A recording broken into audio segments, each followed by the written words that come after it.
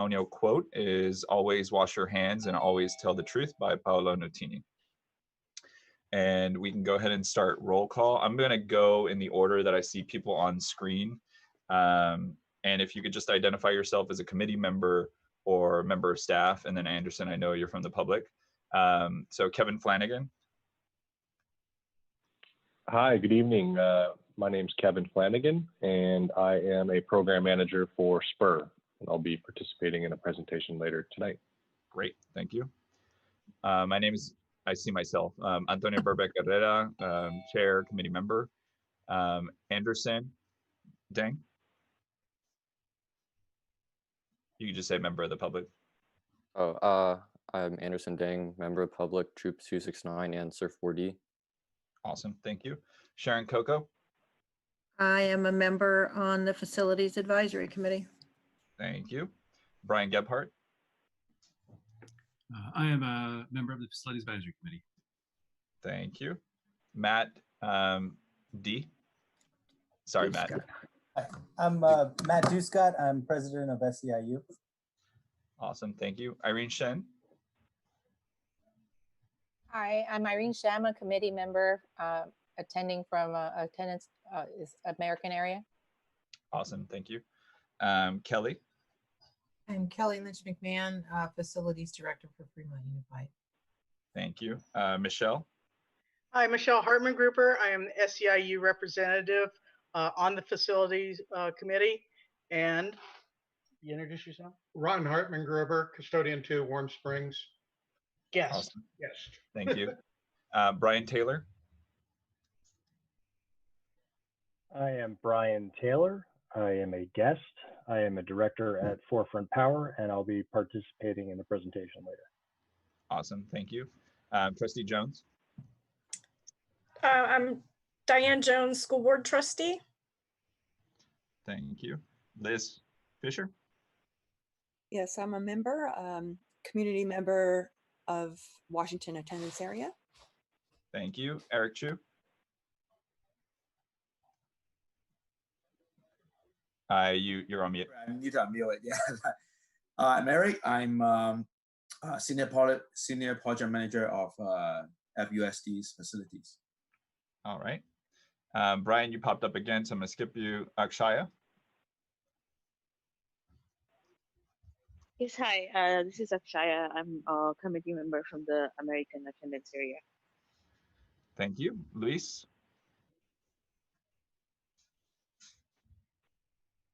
Luis, I'll let you get to mute after I call Rashana. Hi, I'm a student member on the committee from Surf 40. Great, thank you. Henry? Hi, Henry. I am the committee member representing Teacher Union. By the way, I think Luis is here to, so that he's the so that he can actually be able to broadcast our meeting online. Yeah, absolutely. And so the purpose of this roll call and having you present yourselves is to make sure that you can hear us and that you can speak so that you're a fully participating member of the committee. So thank you all. So if I could entertain a motion to adopt the agenda. I so move. Okay, and do I hear a second? Second. All right, so I would ask only committee members move and second. All right, thank you very much. And let me move to, sorry, I need to be able to see the participants so I can get votes. I'm opening that window up right now. All right, so all in favor, please raise your digital hand. And if you've forgotten how to do that, go to the bottom where you see participants. Then you can do raise hand, or I believe, no, I think that's the only way. So I see, keep your hands raised, please. I believe all voting members, except myself, so I'll raise my hand, have now voted. So please lower your hands. All right, all opposed?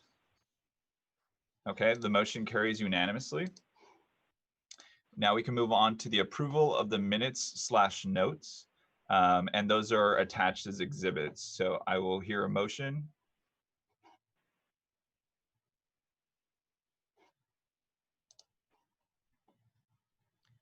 This is Sharon. I'll move to approve. Thank you, Sharon. Do I have a second?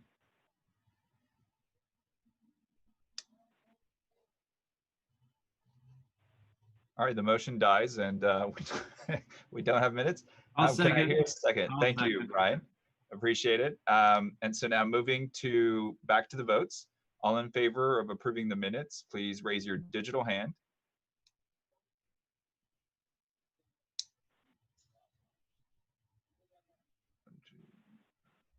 Okay. Okay, now please lower your hands. All opposed? Okay, seeing none, that motion carries unanimously. And now we can move to oral and written communications.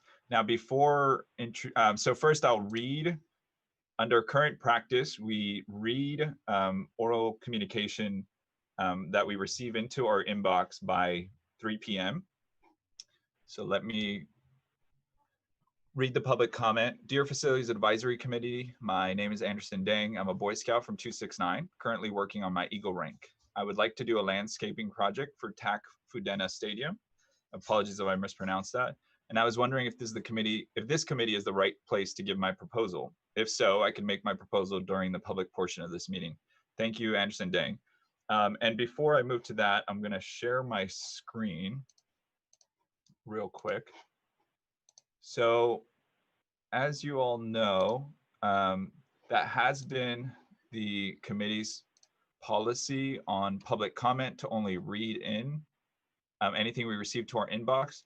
I was looking at a peer district, Oakland Unified, and I can't seem to make you should be seeing my screen now.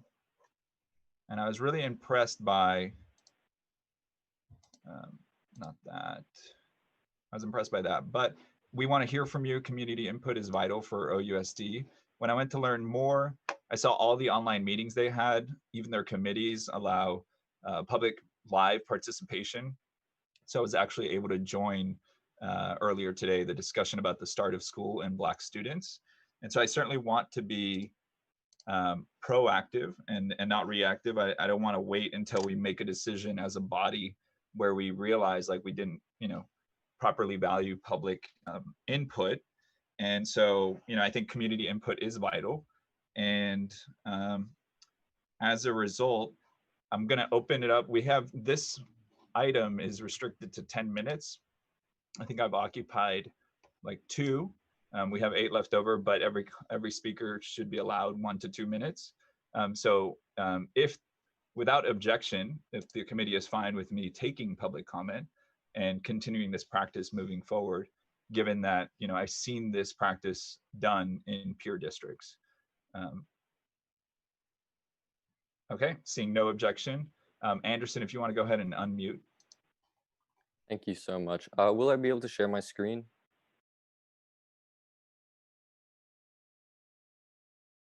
Oh, you're muted, I think. You should be able to. I had it for all participants to be able to Thank you. do so. Just So wanted to try it check. and let me know. Okay. Well, I just want to start off. My name's Anderson Dang. I'm a Boy Scout from 269, based out in Niles Elementary. I go to Washington High School. I'm also a member of Surf 4D, like Roshana.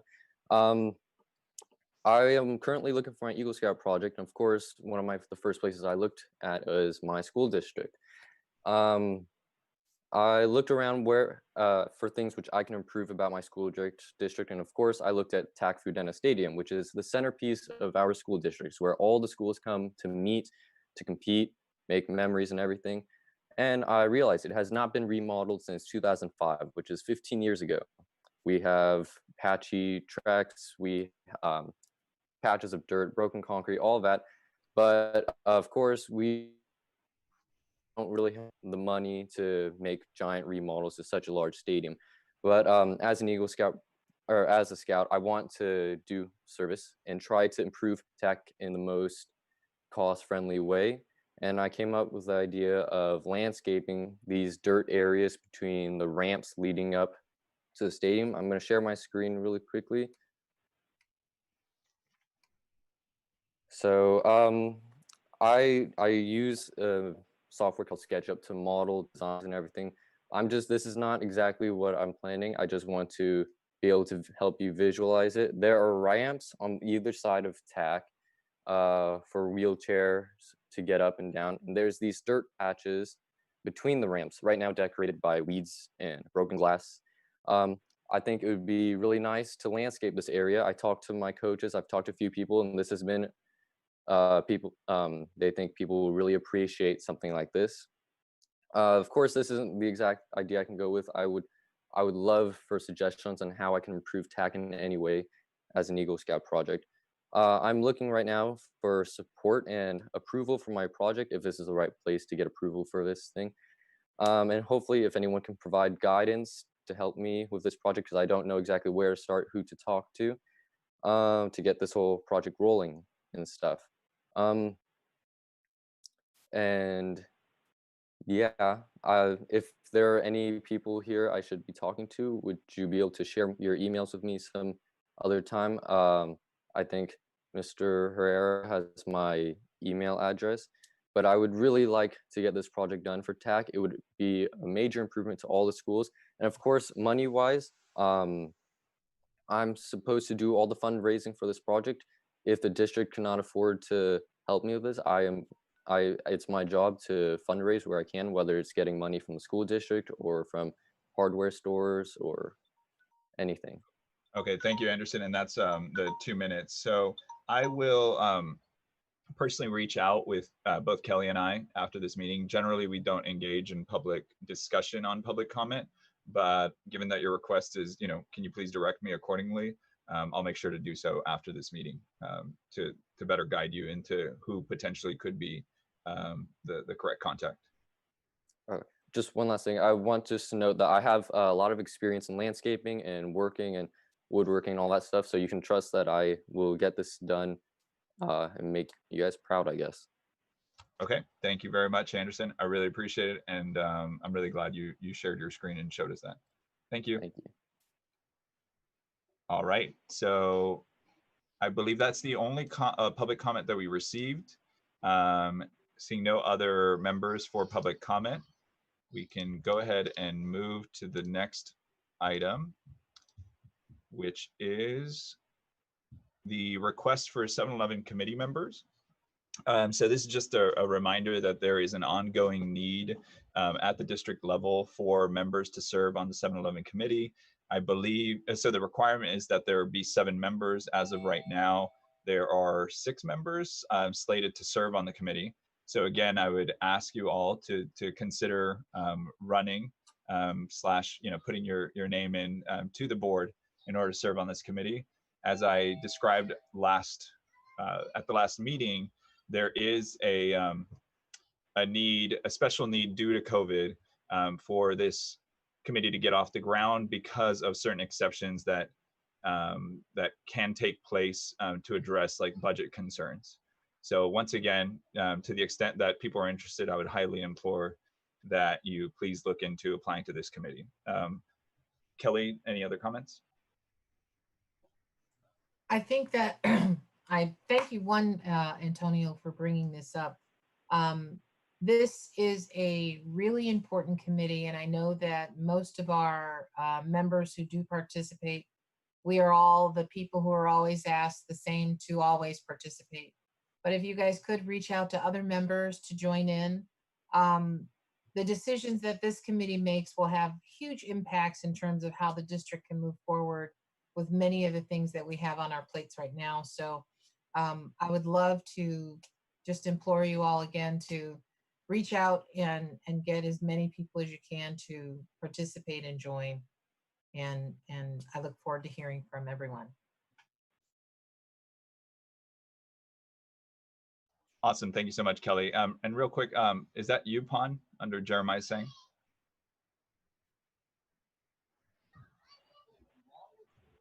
Just wanted to, could Jeremiah please identify themselves as a member of the public, staff, or a committee member?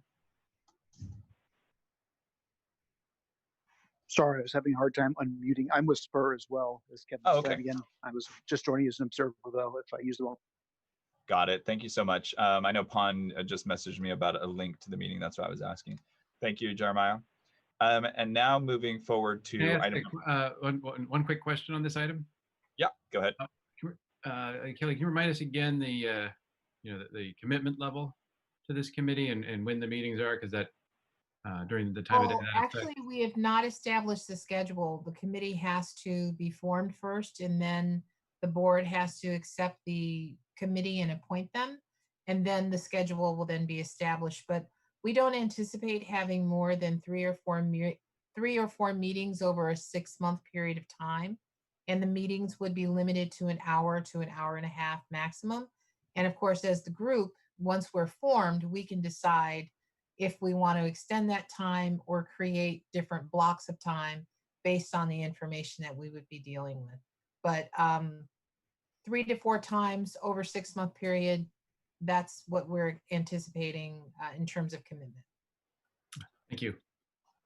Kelly, any subcommittees for the 7-Eleven committee? Not that I'm aware of, but I have no idea what will happen until the committee is formed. So we'll go from there. And I just wanted that to be our segue to the next item. So I want to go ahead and appoint a committee member to the FAC Subcommittee on Demographics, Liz Fisher. And in reviewing the bylaws, like the chair appoints, but then the committee has to approve through majority. So that's my appointment. That would bring us to a membership of 3 with the chair as ex officio. And so if I could put it to a vote of the members, if you can go ahead and raise your hand if you're a committee member in favor of the appointment.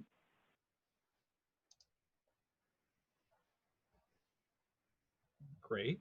And if we could all lower our hands.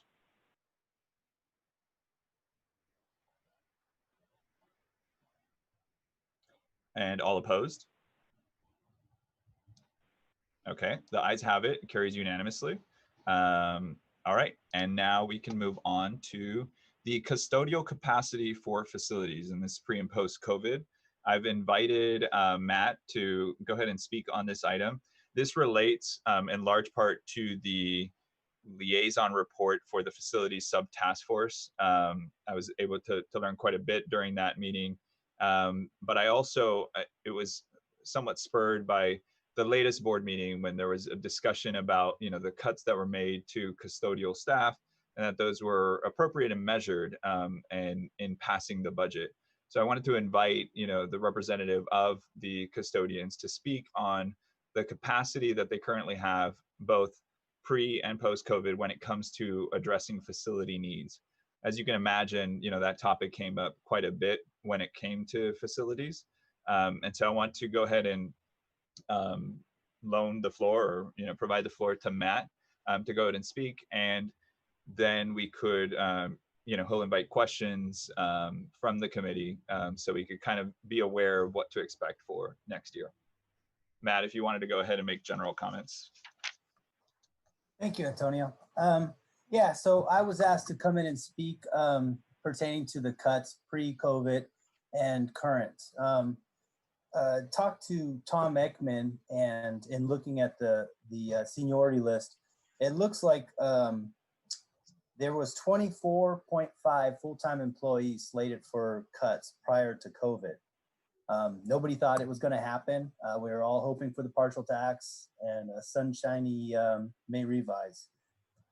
When the cuts were implemented, what that means is we lost 25 full-time custodians. To give you an idea of what they clean on a nightly basis, they're usually allowed 15 minutes per classroom and 20 per bathroom. If you were to do the math and consider that, custodians have breaks, they don't clean the rooms all day long, they do other, some other functions. But if let's just say it was 7 hours a night that our custodians are cleaning out of an 8-hour day, it's safe to assume that they've got as many as 28 rooms on their schedule. You multiply that by 25, you're looking at a loss of 700 rooms not being cleaned. So yeah, it's a big impact on the schools. It's a big impact moving on.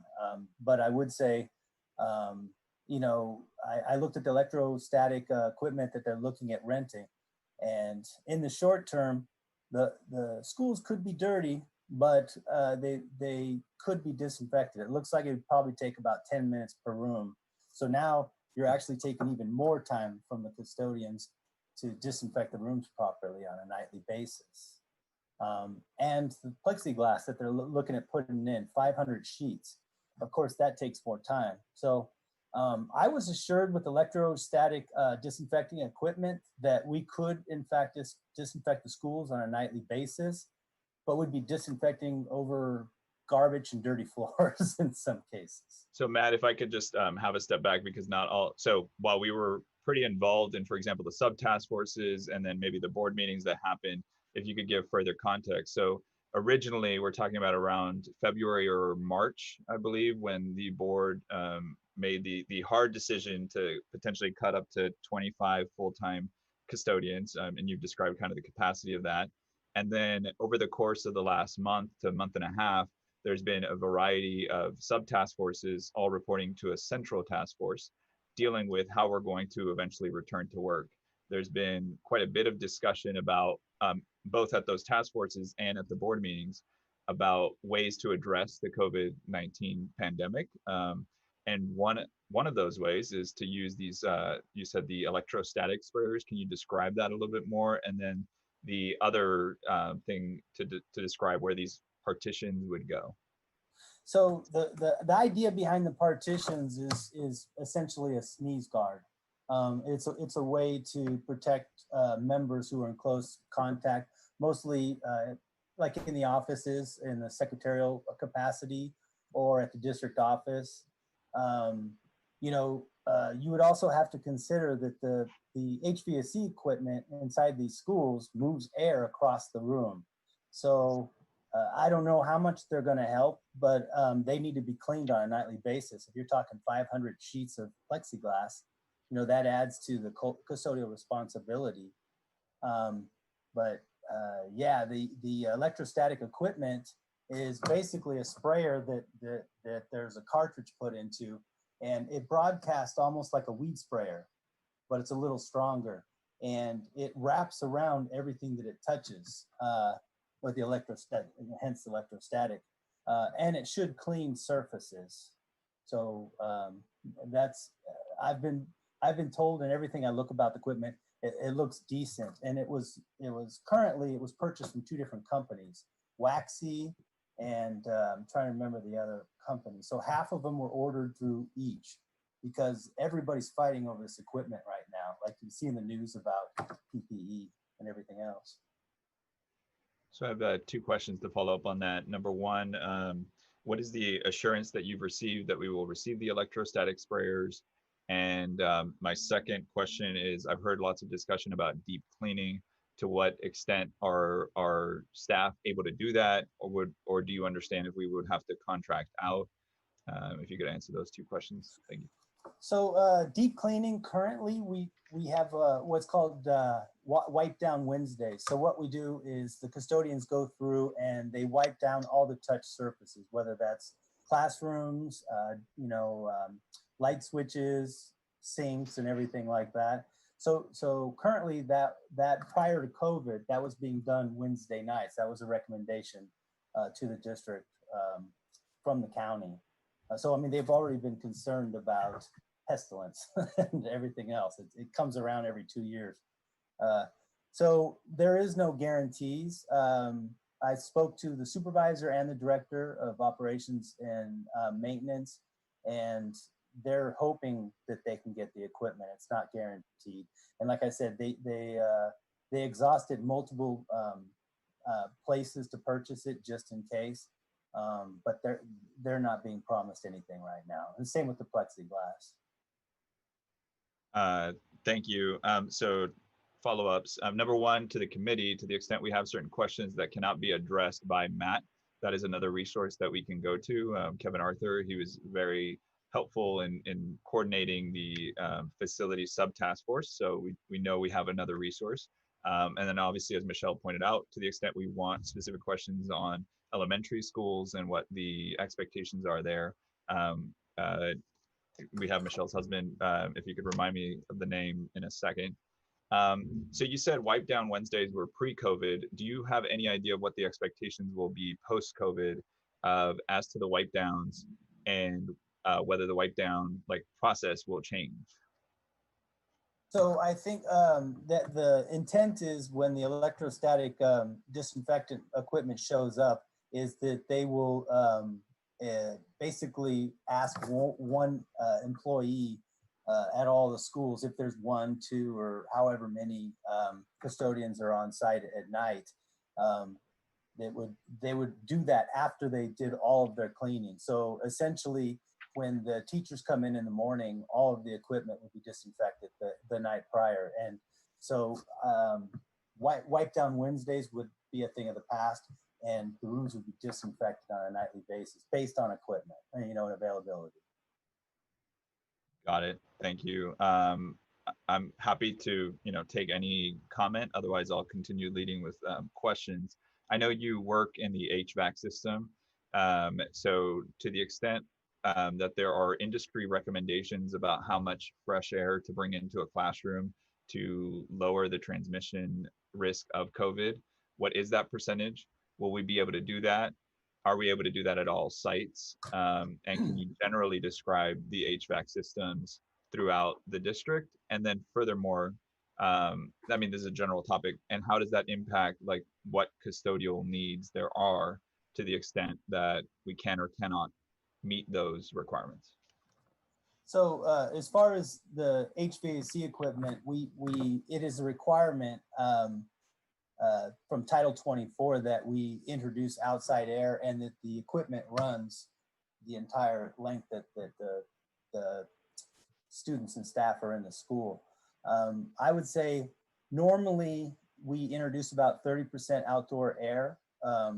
Once you get beyond that, the equipment isn't as efficient, because what you're fighting against is if you, the best I can explain is if it's a hot day and it's 90 degrees outside and you have outside air intake at 50% and you have, let's say the room is 68, you can't obtain the cooling required. And the same with heating.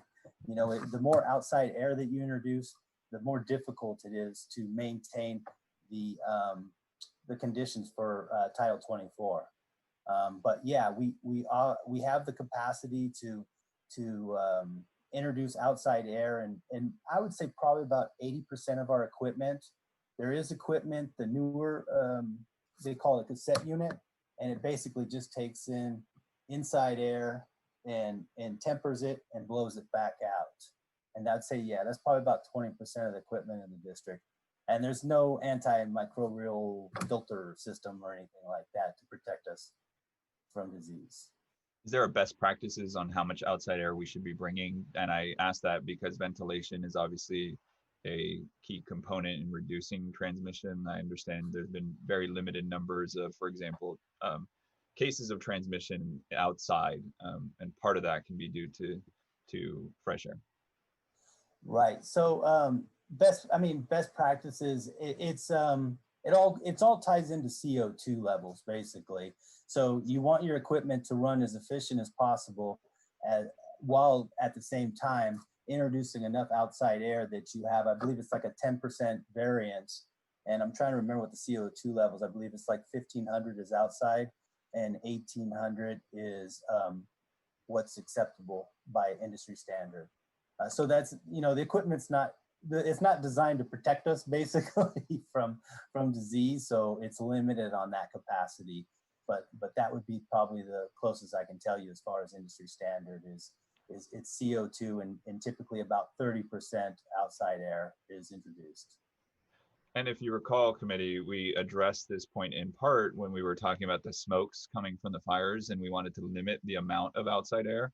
My understanding is now we want to increase that. And so I totally understand the CO2 point, but it would be great to know from a COVID perspective whether that number should be pumped up quite a bit. And then obviously you introduce issues of efficiency, cost, and the other points you've addressed. So we have around 4 minutes left, and I want to open it up to the committee, or otherwise I may have like a point or two further, but just happy to take any questions or comments. Okay.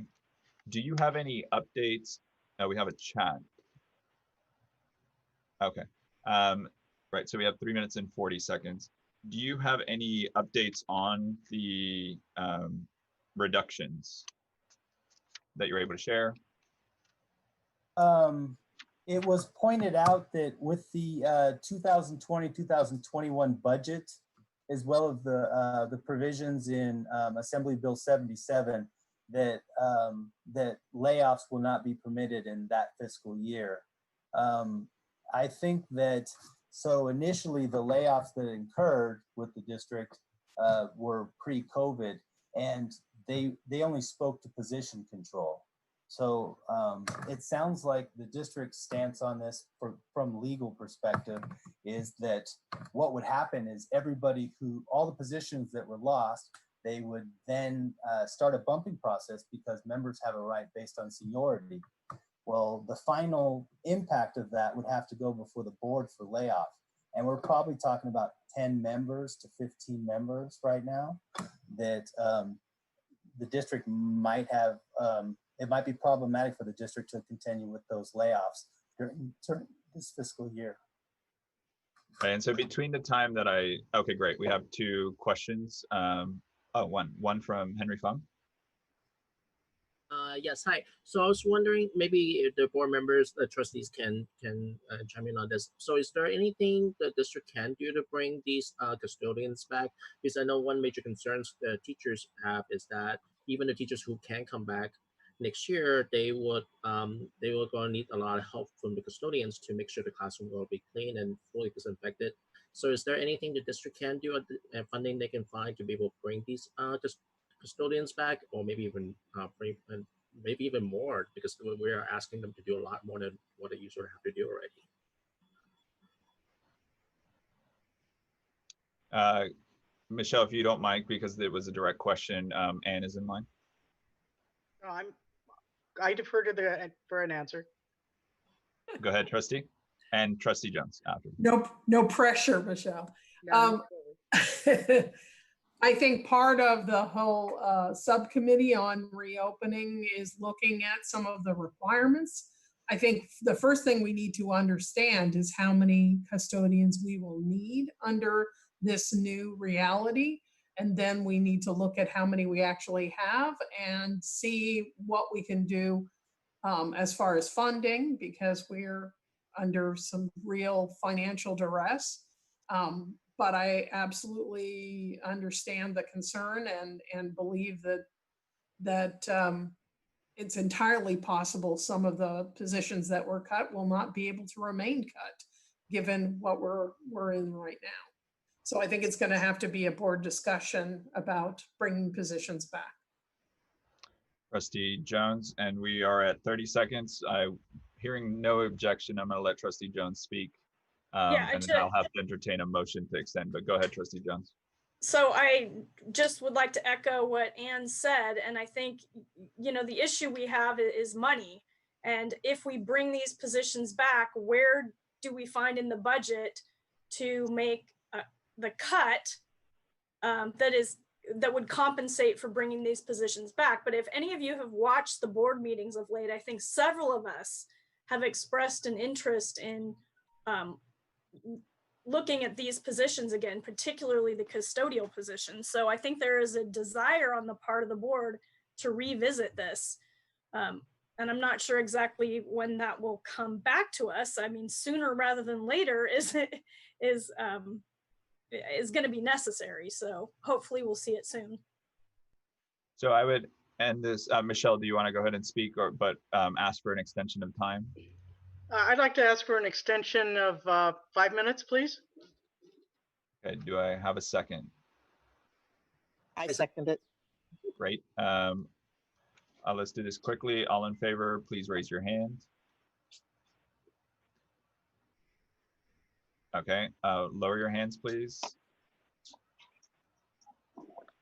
All opposed? All right, go ahead. The ayes have it. Michelle? I just wanted to bring up something very quickly. We ran some numbers using the model of Warm Springs School of what it was pre-COVID with the layoffs, where they laid off a full FTE. And even knowing now that they were losing some of the classrooms because they are migrating over to Horner, taking in all that accounted and how many classrooms they've lost and the bathrooms that they would lose, what it netted out was that 2.5 hours was being transferred over to Horner, but they eliminated an 8-hour position. So I think, now you're talking about, we want more sanitation. You've eliminated, a person there who could be doing the sanitation. So I think really before finality comes about, each school, each place really needs, pencil really needs to hit the paper hard on checking all the numbers and checking what's going on so that we're not disrupting people's lives by moving them around where they don't need to be moved around, or bumping or causing them more agitation than is necessary during this time. And I realize it's a hard decision at the trustee level as well. But if we're planning on bringing our children back onto the campus, we need to have a place that can be sanitized in a fairly quick order with the proper PPE for all of our custodians and everything else that is necessary. So it's not just the first thing that they can find. It's sometimes you have to look a little bit deeper for things out there. One of the things kept coming up of, spraying this thermal mist and everything is that, like any good disinfectant, you're to spray it on the surface and walk away, leave it alone, not be massaging it in. If you use Lysol at home, you're supposed to wipe the counter and walk away from it, let itself dry. So, I can already hear a lot of people saying, but when I come in the morning, there's a film or there's a haze or there's little tiny dots you're not cleaning. And keep those things in mind as well, that, are you going to want other people coming through early in the morning to clean up or something like that? All takes hours, all takes time. Just trying to mitigate some information beforehand. Thank you. Thank you, Michelle. And Trustee Crosby, are you in line? Yeah, I'm just, thank you. I'll be brief. I think a big part of what you just said, Michelle, is key. Are we coming back? And I think a big part of that we need to plan is if we are, but we also need to be very aware of the increase in cases in California. So there's a lot of unknowns, and that will play into what it is we end up doing. And we're down to 2 minutes. Trustee Jones, and then Brian. So we're in a really difficult situation. And I think there are a lot of people right now trying to dig into the meat of the budget bill that passed. But one of the things, this is the language of the bill. And I know people have said different things about it, but the language says, for this coming school year, a local education agency shall offer in-person instruction and may offer distance learning. And the only way that we wouldn't be required to offer in-person instruction is if there's a county order, and medically fragile students would have rights to have full distance learning. But unless we get some clarification and there's direction that we actually can have 100% distance learning, right now our hands are really tied. And some of the language in the bill that prohibits layoffs, it's not like, okay, we're going to bring back the custodians and we'll lay other positions off. We can't do layoffs. So we have to find the money elsewhere in the budget to bring these positions back. And Anne, this may be something I learned today at a CSBA webinar. We may not be able to furlough people either, because there are some people who are interpreting the language in the bill as it regards to layoffs as also applying to furloughs. So the state has mandated that we do certain things and we provide in-person instruction, and yet they've prohibited us from doing things that would allow us to make our budget work. So I'm hoping that we get further clarification that gives us more flexibility. So without committee objection, I'd like to cede a minute to Brian. Brian, if you would like more, can you make a motion for it? Seeing no objection, go ahead.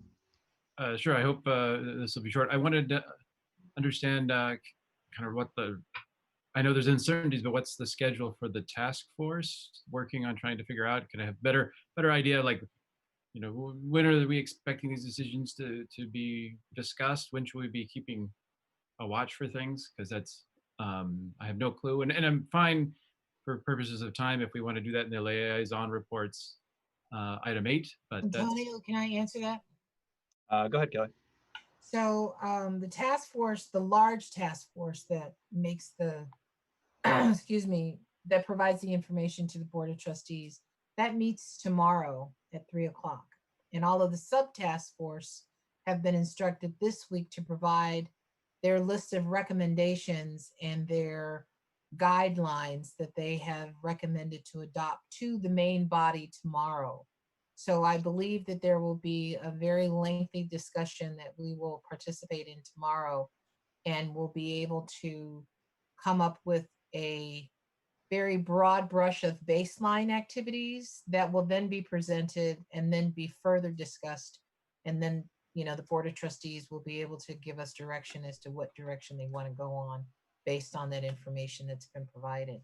So it's a work in progress, and there is no definitive answer that has been drawn by any of the committees at this point. For the public, there's a July 8th board meeting and a July 29th board meeting. I'm assuming there won't be a discussion on the July 8th board meeting, but probably more the July 29th or a special board meeting. Just to be on the lookout so that the community can participate. I believe there is an update on the agenda for the 8th. Okay, thank you. All right, oh, actually I had lost my participants tab. Oh, Trustee Jones. Yeah, so what I understand is the proposals are going to be coming to us on Wednesday, so next Wednesday. And I'm not sure if that will result in the board voting on some final decisions, or if we will be giving further direction and then making final decisions at the second board meeting. But we should have proposals in front of us on Wednesday. Great, thank you very much. Okay, so we can go ahead and thank you so much, Matt, for presenting on this topic.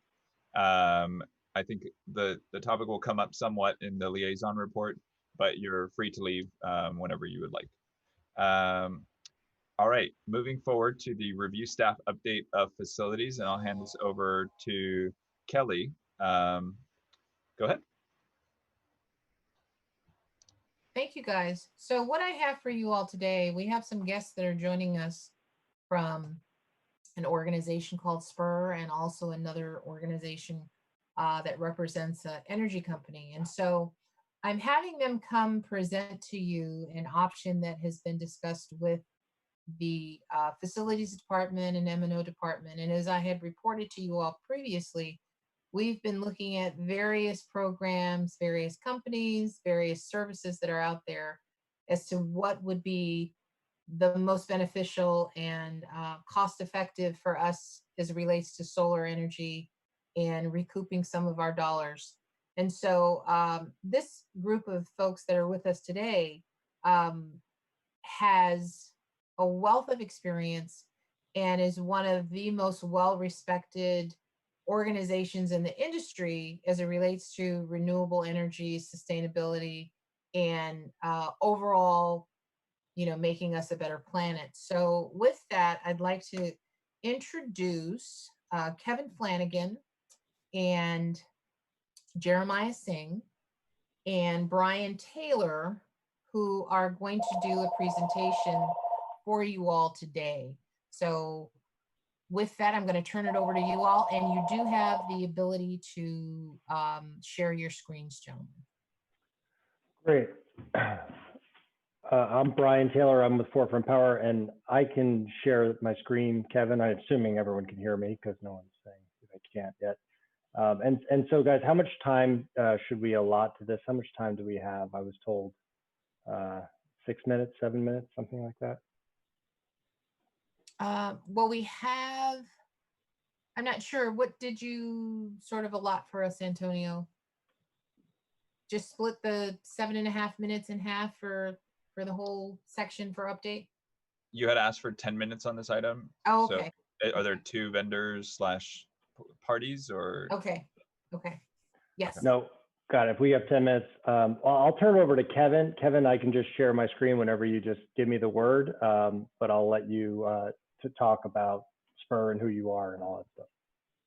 All right, Brian, why don't you go ahead and start sharing your screen if you could, and we will be mindful of your time tonight. I know it's Wednesday night, and we really appreciate the opportunity to present. So as Brian said, and as Kelly said in her very nice introduction, my name is Kevin Flanagan. I am with an organization called Spur, and I'm going to give you guys just a really brief overview on what's called the Renewable Energy Aggregated Procurement Program. But basically, what I'm going to be talking about tonight is our ability as a public agency to help the district not only accelerate the procurement of renewables, but also help you guys achieve really low solar project pricing and receive really good project terms and conditions. So with that, I'll just kind of jump into the presentation and kind of walk you through this. Again, mindful of time. So if I'm going quickly, it's just because I want to recognize that you guys don't have a lot of time tonight. So who is Spur? So Spur is a joint powers authority. We are a buying consortium made up of hundreds of school districts across the state. We were founded by K-12 school districts, by community college districts, to put together piggybackable buying programs that school districts can leverage to accelerate their procurement processes. So today we have hundreds of school district members in our JPA, representing thousands of facilities across the state. So we have huge buying power, and we leverage that buying power. We leverage our internal expertise to put together piggybackable programs that can help you guys, the district, reduce utility costs. So Brian, maybe you skip to the next slide. This is the governing board of our organization, of our JPA. These are directors of facilities, chief business officials, assistant superintendents from across the state. All right, so in terms of the meat and potatoes here, like what is the REAP program?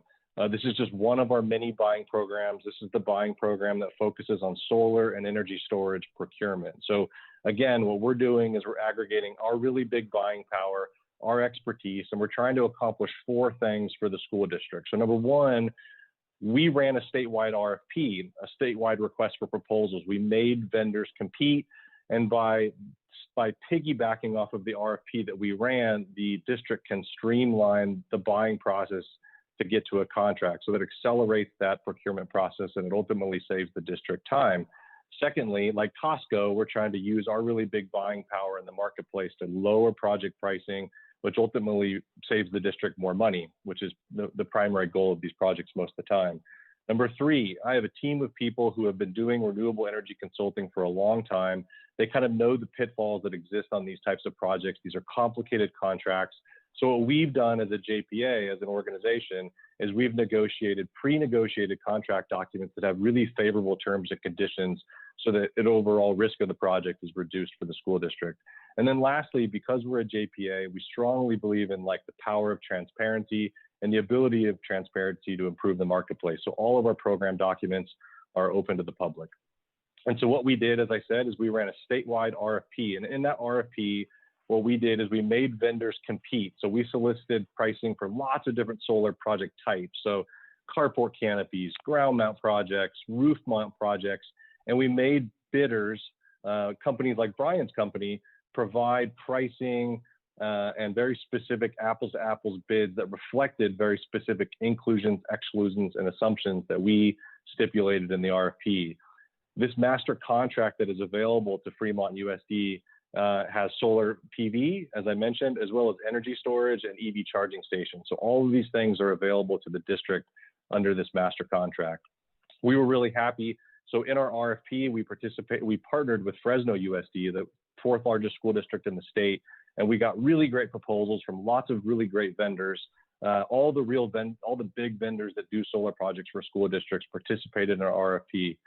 Using a best value criteria after interviewing vendors, after evaluating their financial balance sheets, after reviewing their contract documents, and of course, after reviewing their pricing, we ultimately selected Brian's company, which is Forefront Power. And then we, Spur, entered into a master contract with Forefront Power. And that master contract is really the document that memorializes the pricing, terms, conditions, all the pre-negotiated contract documents that are available to Fremont USD to piggyback off of to implement a solar project within the district. The next slide. So this is a slide about why we selected Forefront Power. I'm going to go through this quickly, but I mentioned we had a lot of great companies compete on our RFP. Forefront Power had great pricing. They have a really strong and stable parent company, so they're financially strong, which is really important, especially during this time period as we're going into kind of maybe some financial uncertainty with the economy. They have really great pricing. They have liquidated damages built into the project for construction delays. The district receives all the renewable attributes of the project. There are really strong performance guarantees that we built into the contract to make sure that the district has peace of mind, that the projects are going to perform the way they're supposed to perform. And then we built in flexibility into the contract as well that allows the district to kind of buy out the contract any year of the contract. And then last slide, if you could, Brian. I feel like an auctioneer. So in terms of just like the overall kind of high level benefits to Fremont USD of using Spur, of using our REAP program, you're able to really streamline the procurement of a project. You're really able to accelerate the adoption of these renewable energy projects by using this piggybacking approach. You could take advantage of our really big buying power in the marketplace. You could take advantage of really great contract documents that we negotiated on behalf of school districts to really make sure that these projects have reduced risk and have favorable terms and conditions.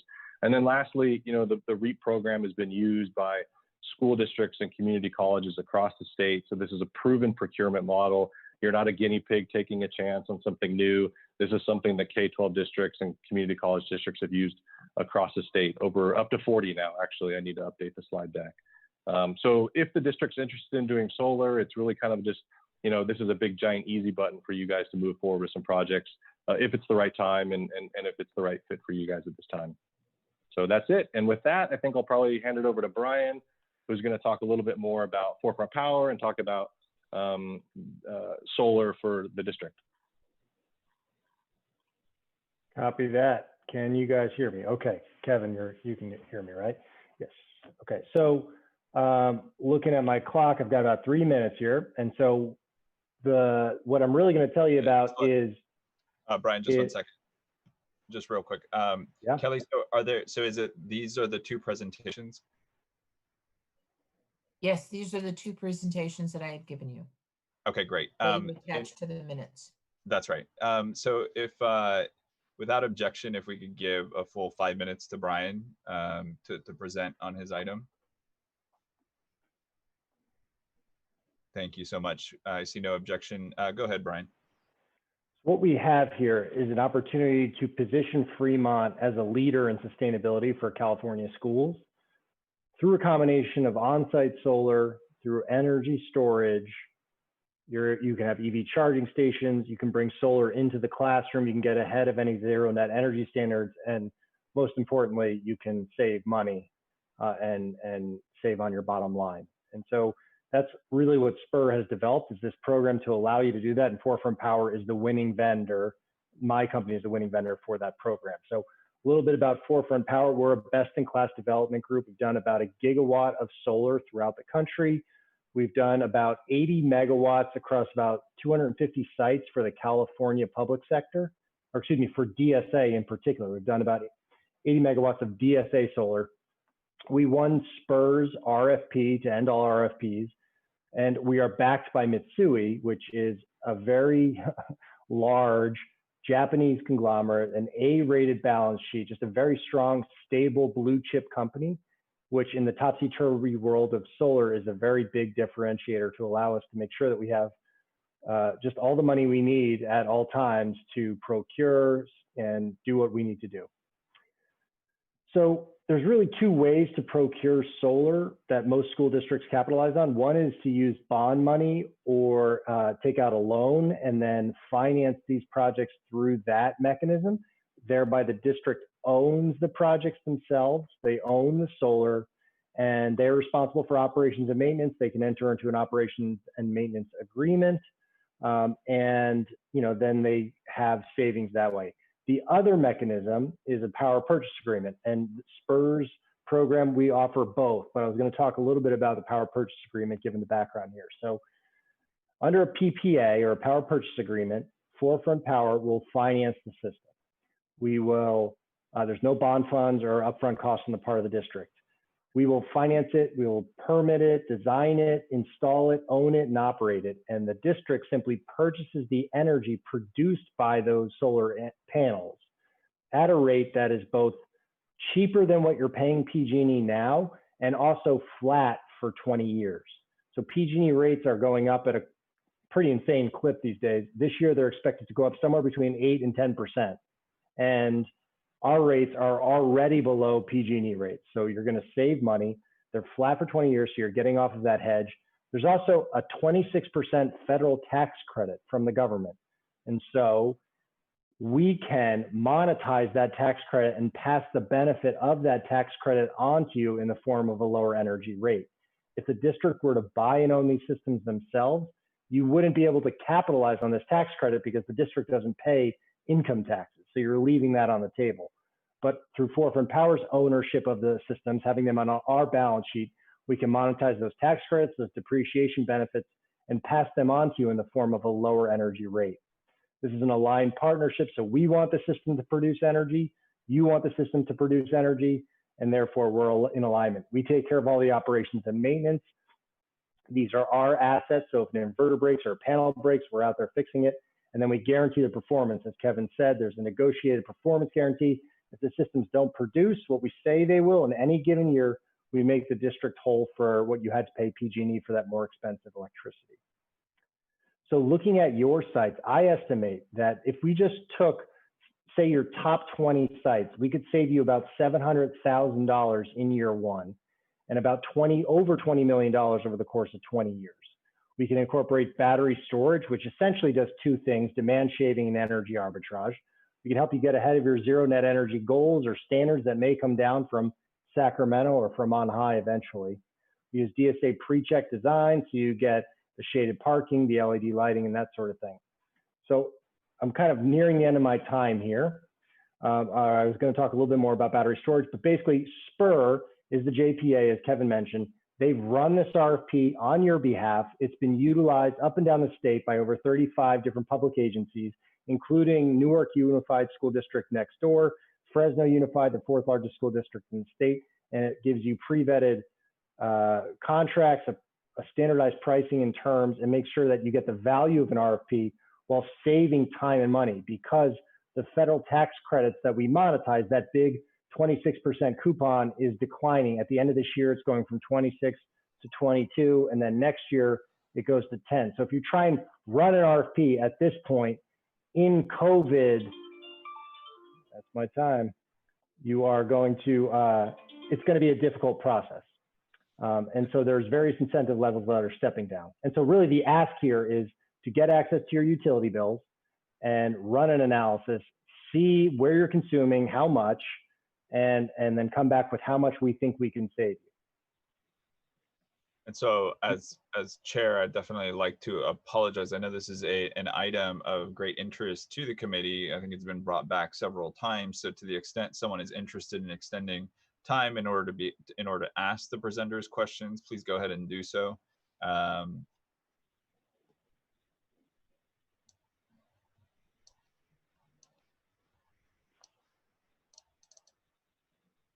Liz, you're on mute. So the ask to our committee is to have access to the utility bills, but is that really in our purview to authorize? So I want to answer two questions. So number one, if the next speaker could ask to extend time, that would be great. And number two, it would be within our purview to make a recommendation to the board that may require further analysis and study. So potentially, if the committee is interested, we could bring it back for further discussion at the August meeting. Okay, so then I move that we extend for another 2 minutes.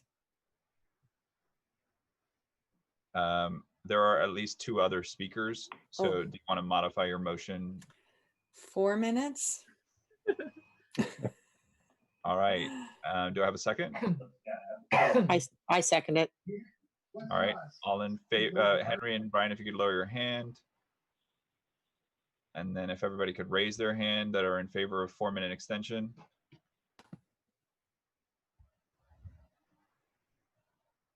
All right. If you could lower your hands. And all opposed.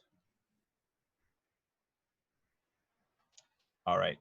Thank you. I didn't go for the without objection route because I've done that, once or twice now for this presentation. So I wanted to ensure that it was the committee's will.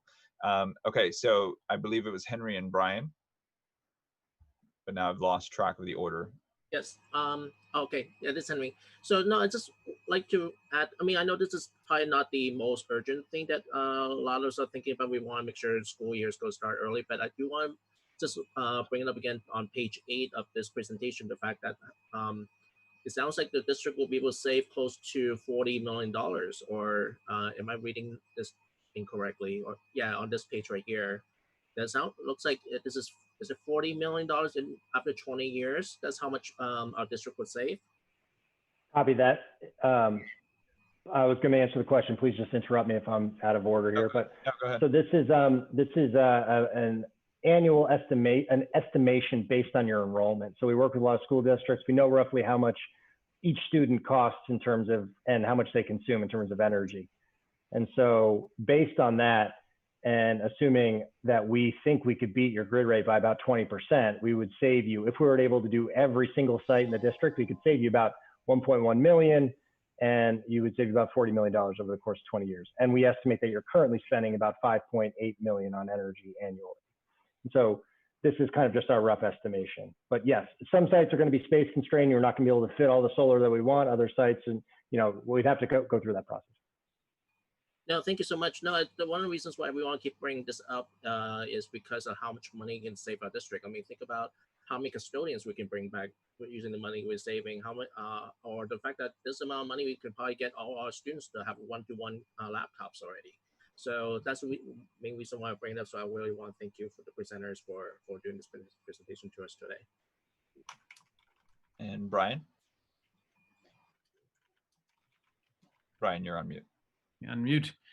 Yes. So I was actually involved. It was probably 10 years or more now when the district and the board took a close look at solar. I'm sure a lot's changed then, but I recall it being, a fairly complex decision. So there's a bunch of questions potentially, but I think the pertinent one right now is kind of what is the schedule and what is a the schedule for RFP and potentially moving forward to the board with something, and then what role should FAC play in that? It's probably the most useful thing for us to talk about. So I don't, I can answer that question. So as far as this particular presentation and this particular program, I am hesitant to give you a particular schedule until we know what we're doing in terms of our schooling for the fall. But this particular project and the scale of the project potentially will be broken up into phases and will be spread out over a period of time of 12 months to 2 years in terms of how we as the district would prioritize and identify where they would start and roll this out. Excuse me. We currently have a solar program that was started and is in the process of being implemented with the middle schools. That, of course, does not cover the entire district. So these folks then can come in, take the information that we've already had established. Unfortunately, that information is already 5 years old, and the industry moves very quickly and changes, and technologies change as well as scope has changed. So they then would take that information, evaluate it, and build upon what we already have, what we're already doing, and then tell us what our best options are based on what we have in front of us and move forward. So at this point, that's the best that I can give us. But until we know what we're doing in the fall, what sites are going to be impacted, and how we are intending to finance this, I can't fully answer your question. In terms of fair enough. Quick follow-up. I think getting an idea of when something might go to the board. We'll shoot for August, because our agenda for the things that we've already planned for July and the first meeting in August, it's pretty full. So this will probably go the latter part of August or the first part of September. And so we're over time. Brian, if you want to go ahead and ask the committee to extend, I know Michelle's in queue as well. I guess I'd ask the committee to extend another 4 minutes for the, because to really zero in on what FAC's role would be assisting something going to the board potentially in August and September. Right. Yeah, no, understood. Do I have a second? I'll second. Okay. All in favor, please raise your hands.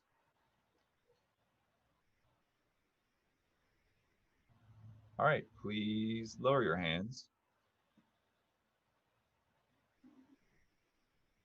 And all opposed? Oops, I forgot about that. All right, the ayes have it. Go ahead, Brian. So kind of role of FAC and with regards to this, I think obviously another set of eyes is one aspect of it, but I'd say kind of understanding the risk, understanding the commitment required, in addition to understanding the kind of the potential upsides would be my suggestion of kind of where we might focus our time. And then that would, I think, be very supportive, because if staff and FAC have both looked at it, and you go to the board saying, here, staff's looked at it, we've gotten some great input and questions from FAC around these areas, I think that would help, help the board with any decisions about moving forward with, moving forward with an agreement with First Power. So I wanted to kind of propose that. Brian, do you want to formalize any proposal in terms of a motion, or should I move on to Michelle's comment? Move on to Michelle's comment. I'm not quite, think about how to formalize. All right, Michelle. Yes, I had a couple of questions just looking at this. Number one, I saw that the contracts that in the proposal was to December of 2020, and obviously with COVID, it's really kind of messed things up. So if in fact there is the continued interest to move forward with this, would that be extended? And let me just ask the questions, and then you can respond back to me if you don't mind. The other is what are we looking at for the integration of solar with schools panels that are conceivably 50 years and older? A lot of our schools are like that. Even with some that have had updates to them, we're still looking at some real old panels. Certainly not ones that are, they're already solar ready. And then lastly, you did mention 12 months to 2-year implementation, which is let's get realistic about that, because I've seen a lot of things. Are we really looking at maybe 2 years to 5 years implementation on these things? Because it seems anytime there's an implementation, it's usually double that amount of time. So what is our real, let's talk real rather than pie in the sky. Thank you.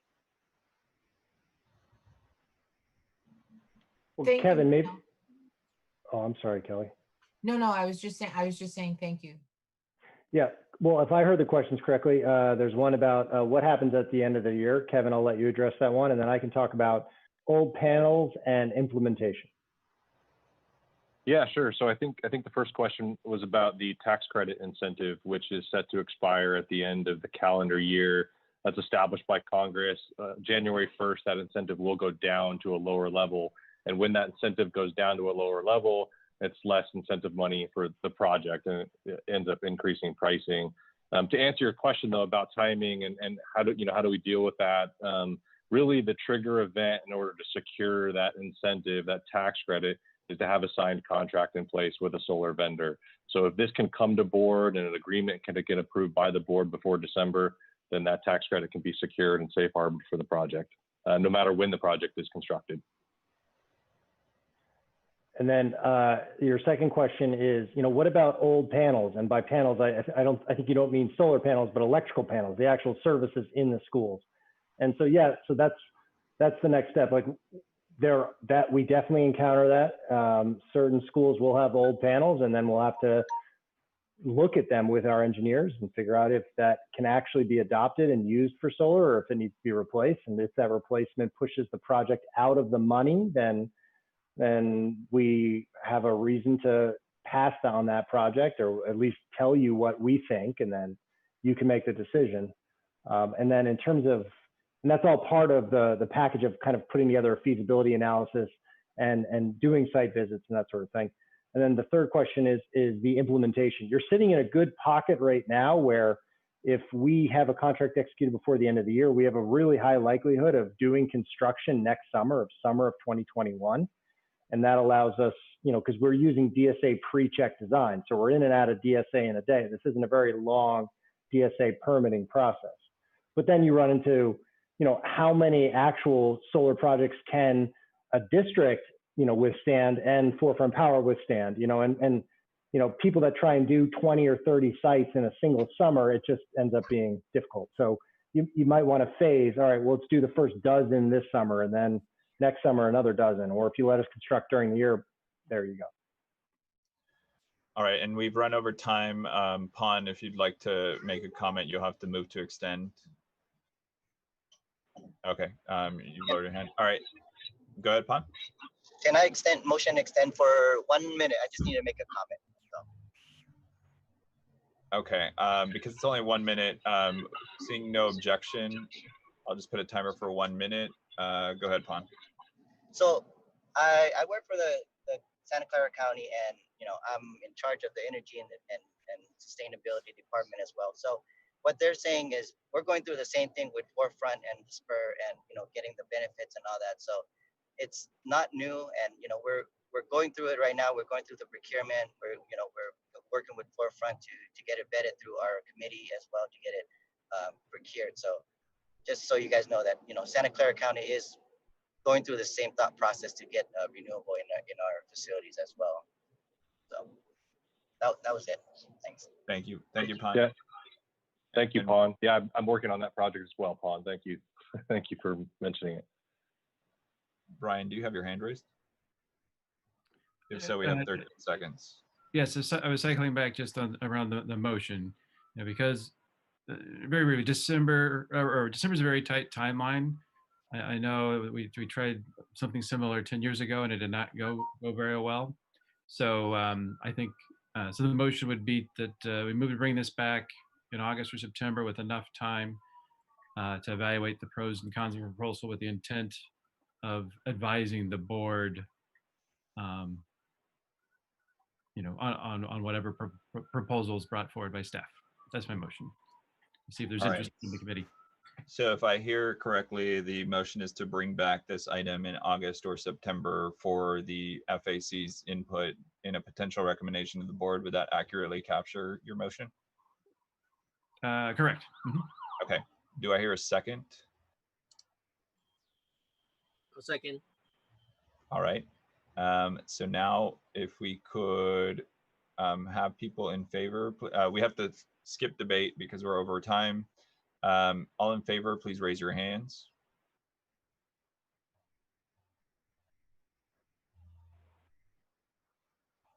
All right, please lower your hands.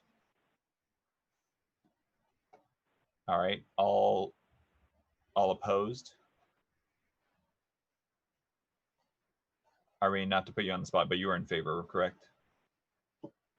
Okay, cool. All right, so that passes unanimously. And now, thank you very much, Spur and Forefront. We really appreciated the presentation. thanks again. And you're free to leave at your convenience. And I believe Thank you Kelly very much. is, Thank you guys. I'll as well. talk to you guys next week. I appreciate your time. Thank you, Bye, guys. Kelly. Have a good night and a good weekend. You too. You Happy too. Fourth. Happy 4th. So I had originally allotted 10 minutes for that presentation. We extended that. That still leaves us 5 minutes as part of this greater item to discuss the other 5 points. They're generally just spot updates. That's why we had allotted so little time. But Kelly, if you want to go ahead and start. You're on mute. You're still on mute. My screen keeps fuzzing whenever I try and move this over so I can see what I'm reading. So I apologize if it keeps going back and forth. So if we go according to the agenda, we've covered item A, which is the solar project opportunity. Item B is the vandalism. I requested a update from M&O today, and I did not get the latest spreadsheet that I had provided to you all at the last meeting as to what the current state is in terms of number of vandalisms and locations. But at our meeting last week, M&O had stated that it has slowed down considerably in terms of the break-ins and property damage of like doors being ripped off and windows broken. But the thing that has increased is actually the graffiti vandalism. Ever since summer, summer break has started, it's like they just have gone on overdrive in terms of tagging and vandalizing graffiti wise district wide. So I don't have a count for you all, but the physical property damage has slowed since we've gotten the security company, the cameras, and the additional patrols that we had implemented previously. So I'll be able to have a much better update for you all on the actual locations and things. And I can provide that later when I get that back from Nick Ampon. But as I said, he just didn't provide that to me today. In terms of the graduation ceremony. Kelly, if I may, I anticipate some questions on Williamson and maybe the capacity report. So if you could deprioritize C and D, just given time. Oh, sure. Graduation ceremonies, I unfortunately don't have that information to update you all on, but I know that they did happen and that all of the schools had some form of graduation ceremony for their students. And I don't know if the trustees attended and if they wanted to share anything with regard to those, but I don't have any detailed information other than that we provided resources for each one of the school principals to provide, whatever format of graduation for their students during the graduation period of time. Mary, do you have a note to make? Go ahead. Oh, sorry. No, I was just saying that I was at the Washington High School graduation and it went beautiful. It was well done, well planned out. And I have more parents commenting how proud they are of the high schools of what they've done. So thank you for everybody that helped with that. That's great. Wonderful. Thank you. Kelly, go ahead. As far as the TAC Stadium, I don't have anything to update on that other than that we are aware that people are very upset that it's closed, and we're looking at determining what resources are available for us to continue operations and use of it. But while we're in this shelter in place, it of course is closed. Williamson, I don't really have anything to update you all other than that there was a discussion and presentation at the board, our last board meeting, and the board approved the use of $3 million from Fund 25 to use towards their obligation for the park that is adjacent to the tentative school location. Other than that, we are still in active discussion with the city of Fremont, and the board is in discussion with our council to determine what our options are in terms of what we can do with that site. So I don't really have anything to report other than what was done at the board meeting.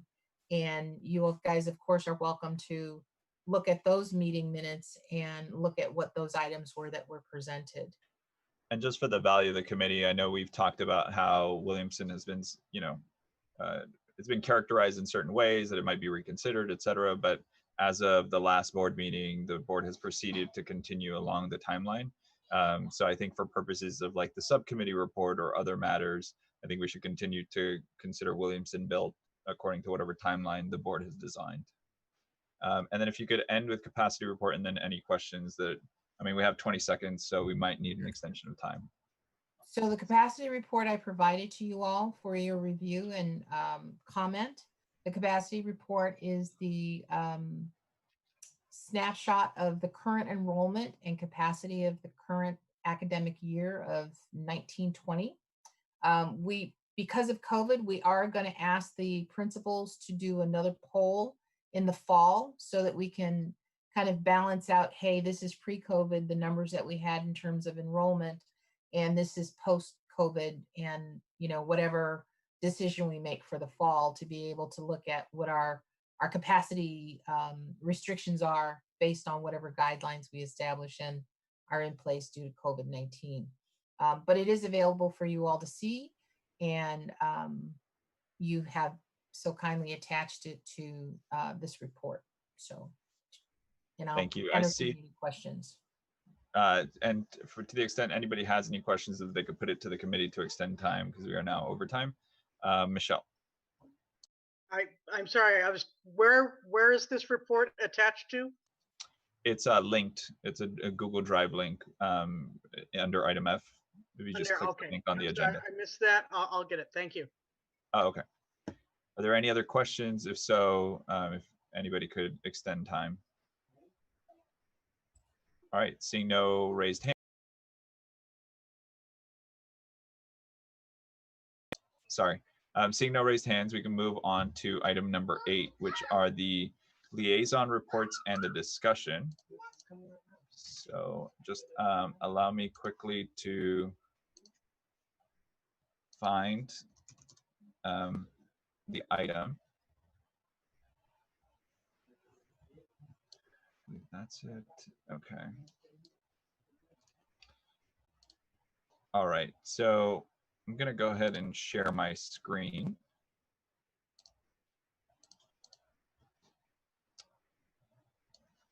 And can everybody see it? I'm going to go ahead and zoom in.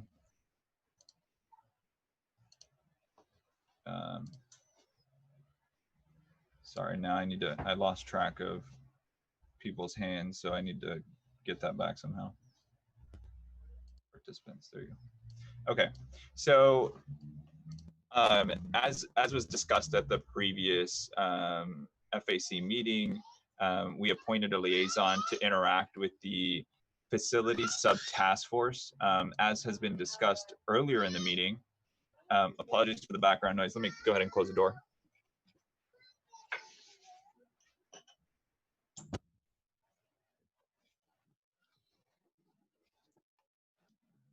Thank you. So just to kind of refresh people's memories, there was a task force created by the acting superintendent to deal with the return to school for the fall. And there were certain sub-task forces created through reporting up to that main task force, and one of them was the facilities sub-task force. I was asked to reach out to the superintendent and ask how FAC could be involved, and then I volunteered to be the liaison to the sub-task force on facilities. I was actually joined by Judy Nye, who represented, I believe, FSMA on the sub-task force, and Liz Fisher, who represented parent. So that there was, and Henry Fung as a teacher representative. So we had quite a bit of representation on the sub-task force anyways, and I'm happy to defer to Liz and Henry on other comments. But we essentially we met approximately 3 to 4 times between the last meeting that we all had and this one. And we went ahead and discussed what were the issues and considerations that we should have in mind with respect to 3 potential contingencies. So one is that we would continue distance learning in 2020/2021. And so that's that first column that you have here. The second would be that there would be a hybrid model where there would be some distance learning and some in-school instruction. And the last one which ultimately I never understood why we considered it, but it's a traditional school year, but it's modified due to social distancing, which would envision that all classrooms only have 10 to 12 students. That would require either 3 times the number of teachers or some other very creative solution.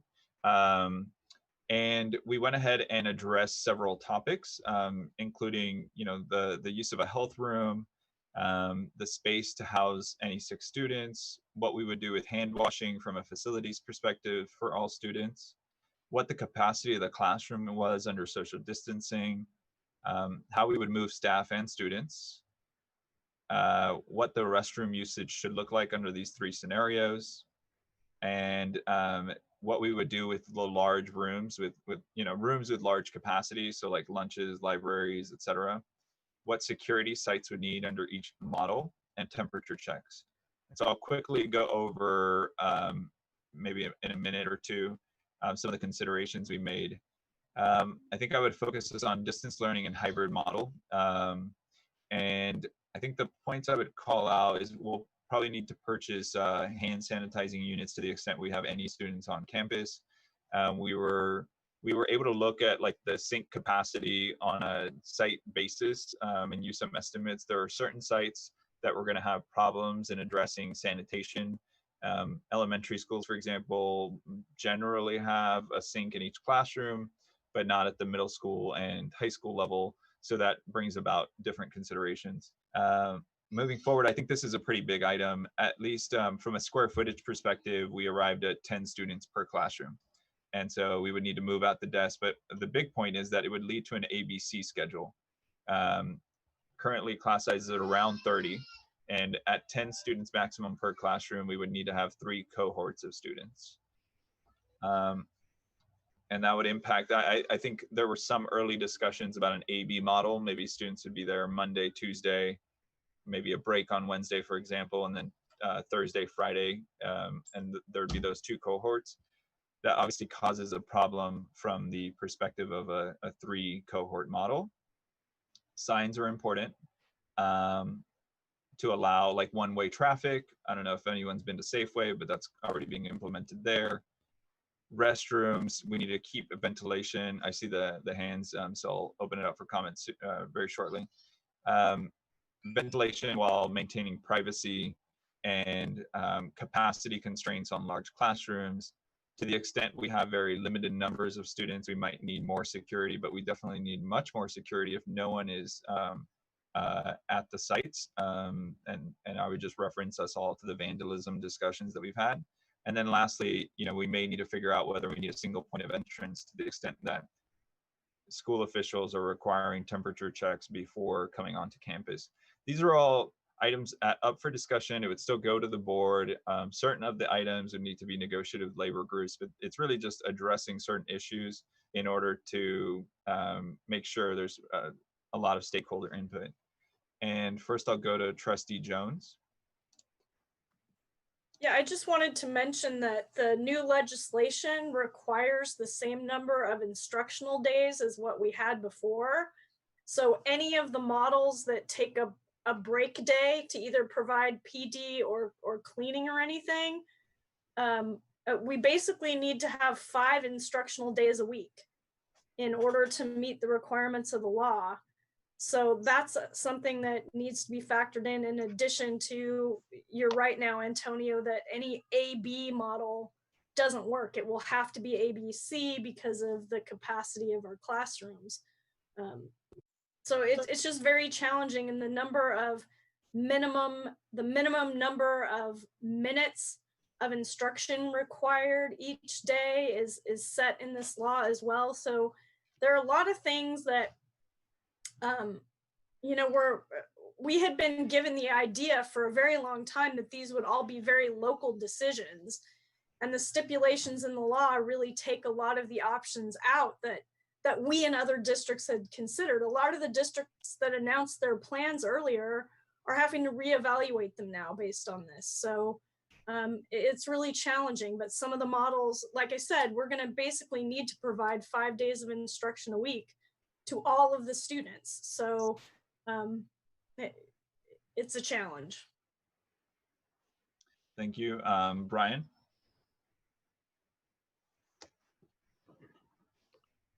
Do you know any more about what other districts are thinking about within Alameda County or the state?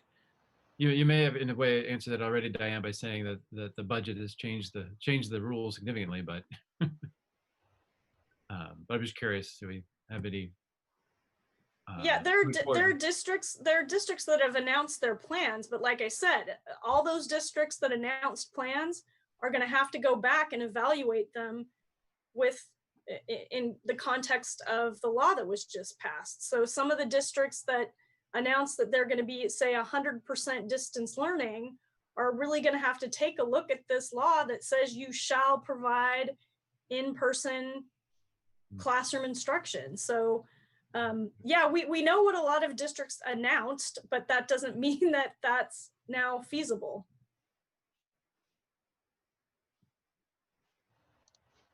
And go ahead, Brian.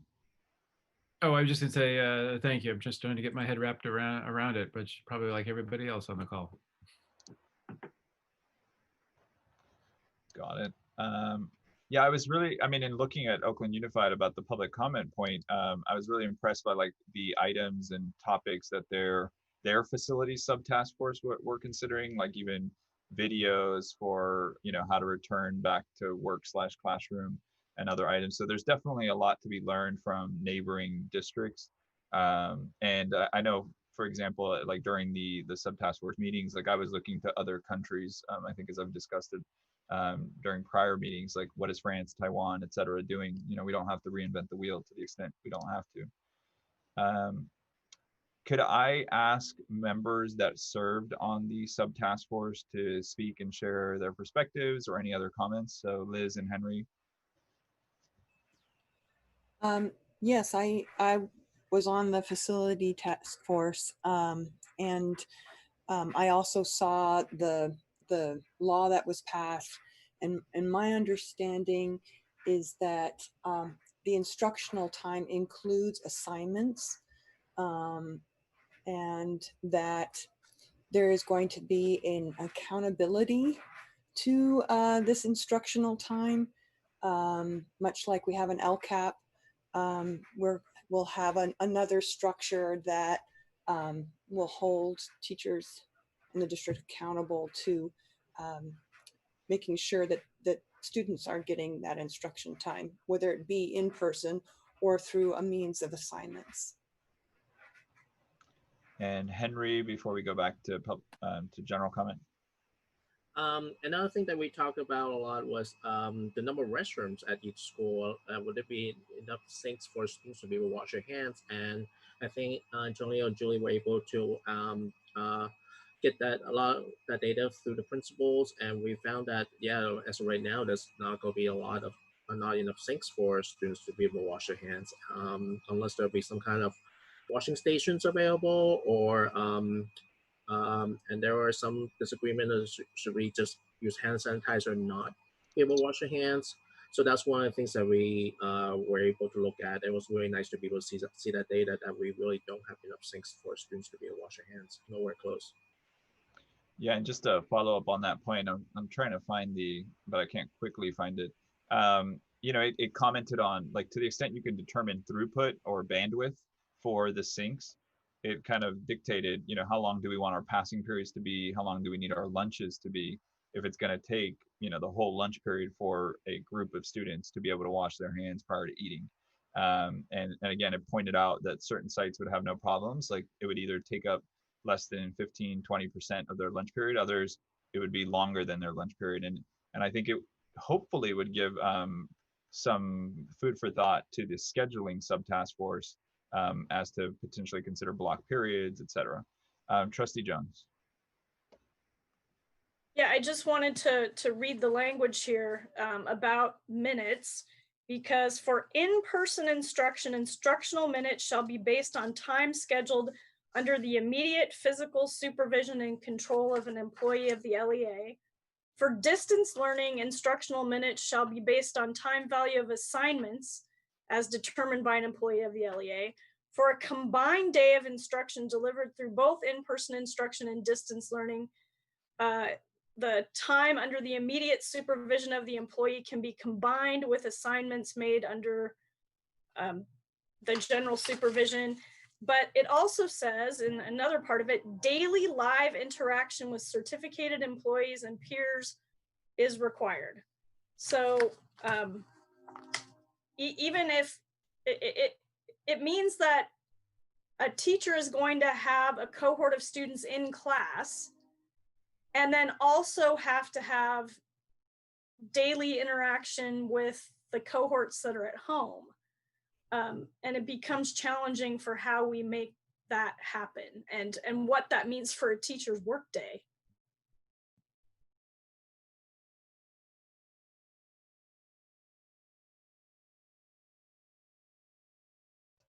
I am muted. Yeah, and there, oh, Trustee Crosby.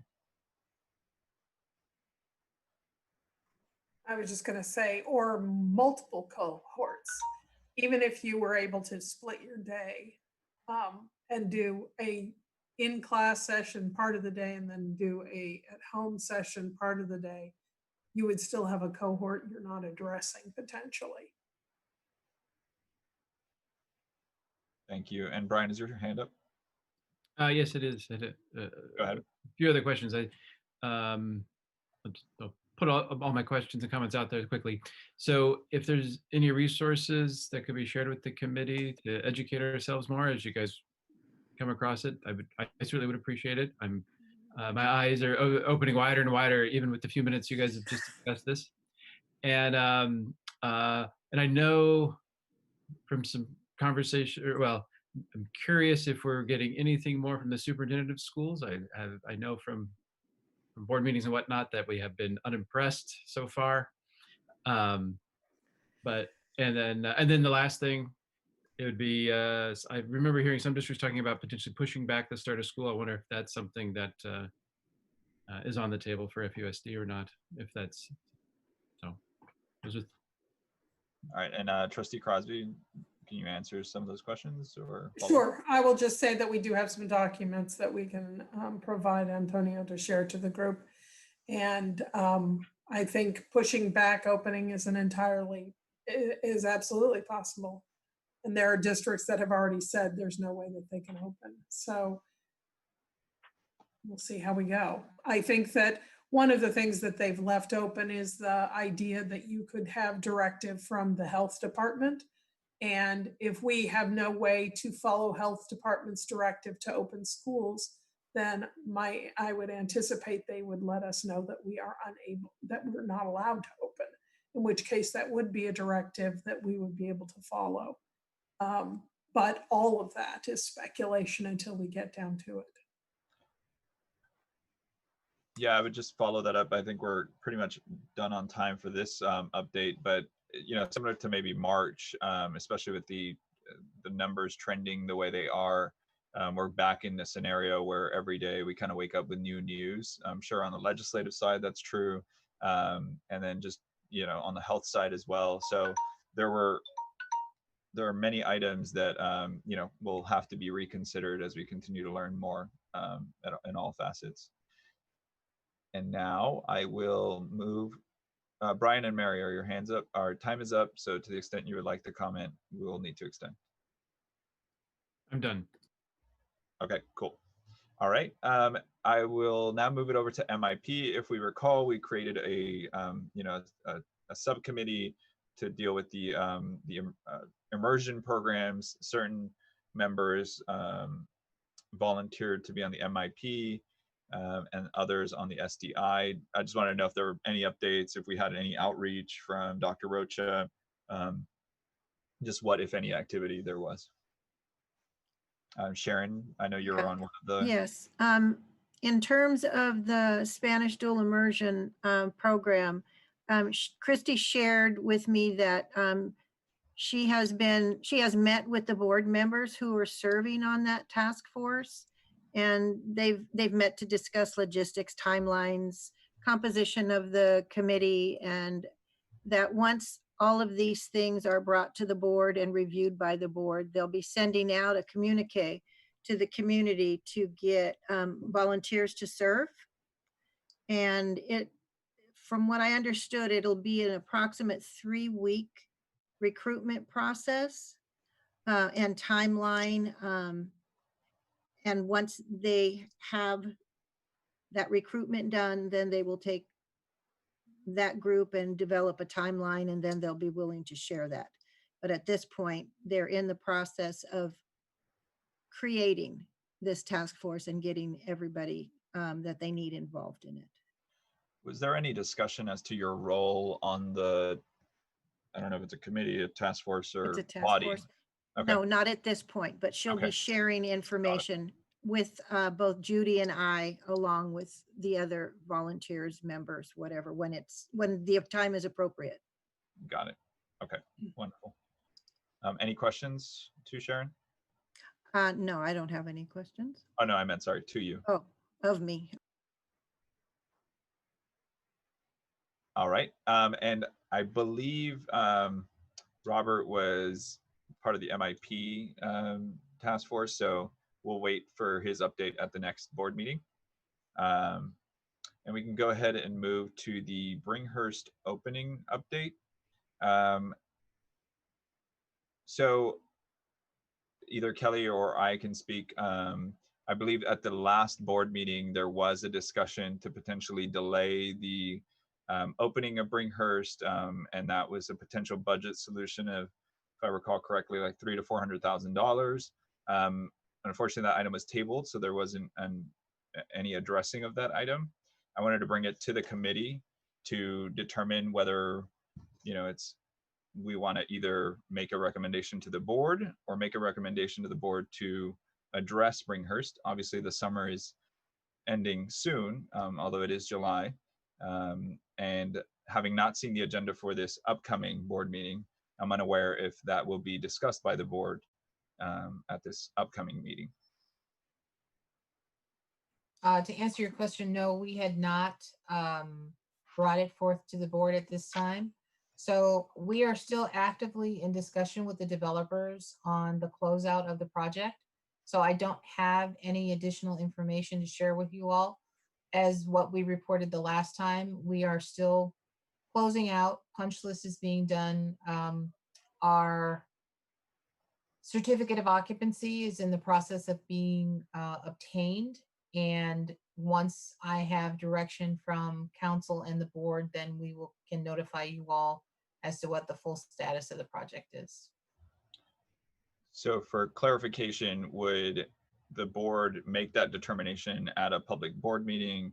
Would that, as of right now, you're saying we're building towards, potentially filling Hurst with students for this upcoming school year. How late could we make a determination that we do not want to do so? That I will leave to our board members to answer.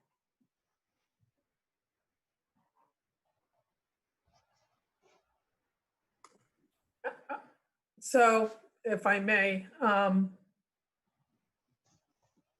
think there's little to no chance of Hurst being opened. I think Diane's nodding her head. So I think we're well past what we would need to do. I think the only thing that has not happened is we have not, given all that is going on, had an opportunity to actually have a public discussion and vote. So that is where I believe we are, and I'm only speaking for myself, but it looks like Diane agrees because she's nodding her head. So. Trustee Jones. Yeah, I think to open a school, we needed to have hired a principal and staff the site, and none of that has taken place yet. So no, actually, we do have a principal identified, and we already do have staff identified. Oh, okay. So is the principal that? Oh, okay. I was not aware. I knew that they had been identified for the anticipated opening that was going to happen this school year. And are all those same folks, are they still? It's my understanding they are still available to take on that role, but we are just waiting on direction from you all as to what the final decision will be as to what's going to happen with the facility. So Correct. What I would say, sorry to interrupt. Sure, no, go right ahead. Some of, quite a few of those are internal people. So even though they wouldn't need to be hired for Bringhurst, they would need to be replaced other places. So there's still a lot of work that would need to transpire. And there's some complications in the release of making sure we have the property. We still have to sign over with the developers and all sorts of things with the city. So there's a lot that still needs to go into opening. It's very complicated. So because it is complicated, that's why it has not come to the board yet, I believe. So. Brian? I'm just going to add, and obviously Trustee Jones or Crosby, correct me if I get any of this wrong, but there's kind of an existing board policy around opening with a minimum number of students, which in the current attendance area, you know, we have not met. Obviously, there are other options that could be considered too, which would be logistically complicated. But if you just look at, you know, look at the existing policy, I wouldn't expect it to open for that reason as well.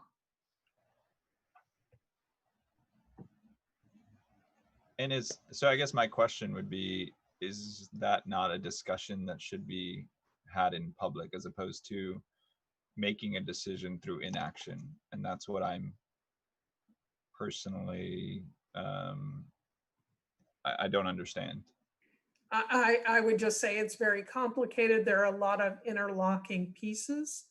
And some of it, you know, we just can't go into here. I will say that. Okay. Seeing no other speakers and no direction from the committee, we can go ahead and move to board redirection.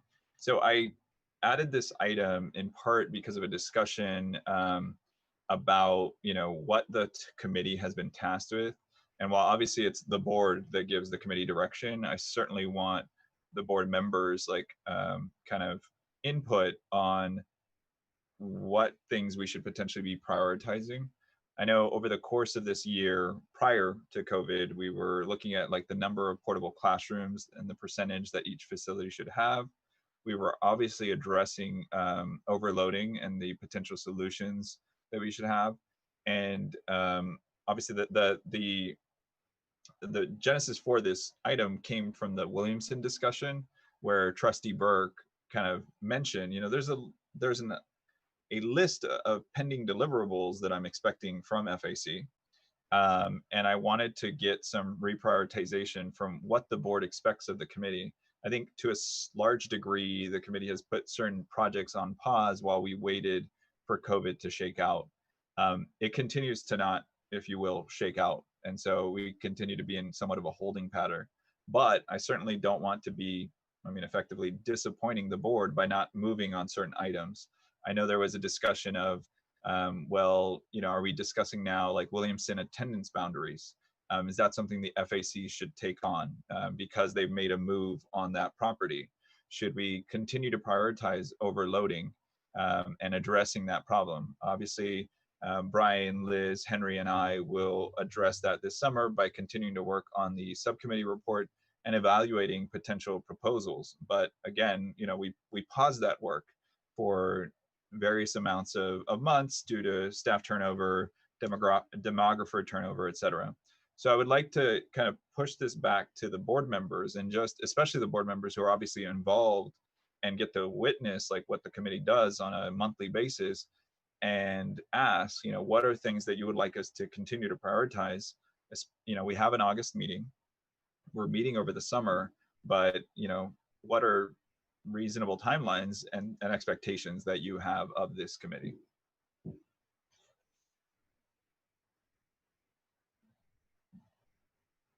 And so it's not change what the board has said, it's just given what's happened, what are things we should continue working on? What are things we should prioritize? Trustee Crosby. Thank you. I feel like I'm talking a lot. So Diane, if you prefer to answer that first, I will. Thank you, first of all, to the entire committee. I think the work you do is essential. And I understand that it can be frustrating to feel like you're in limbo without any clear direction.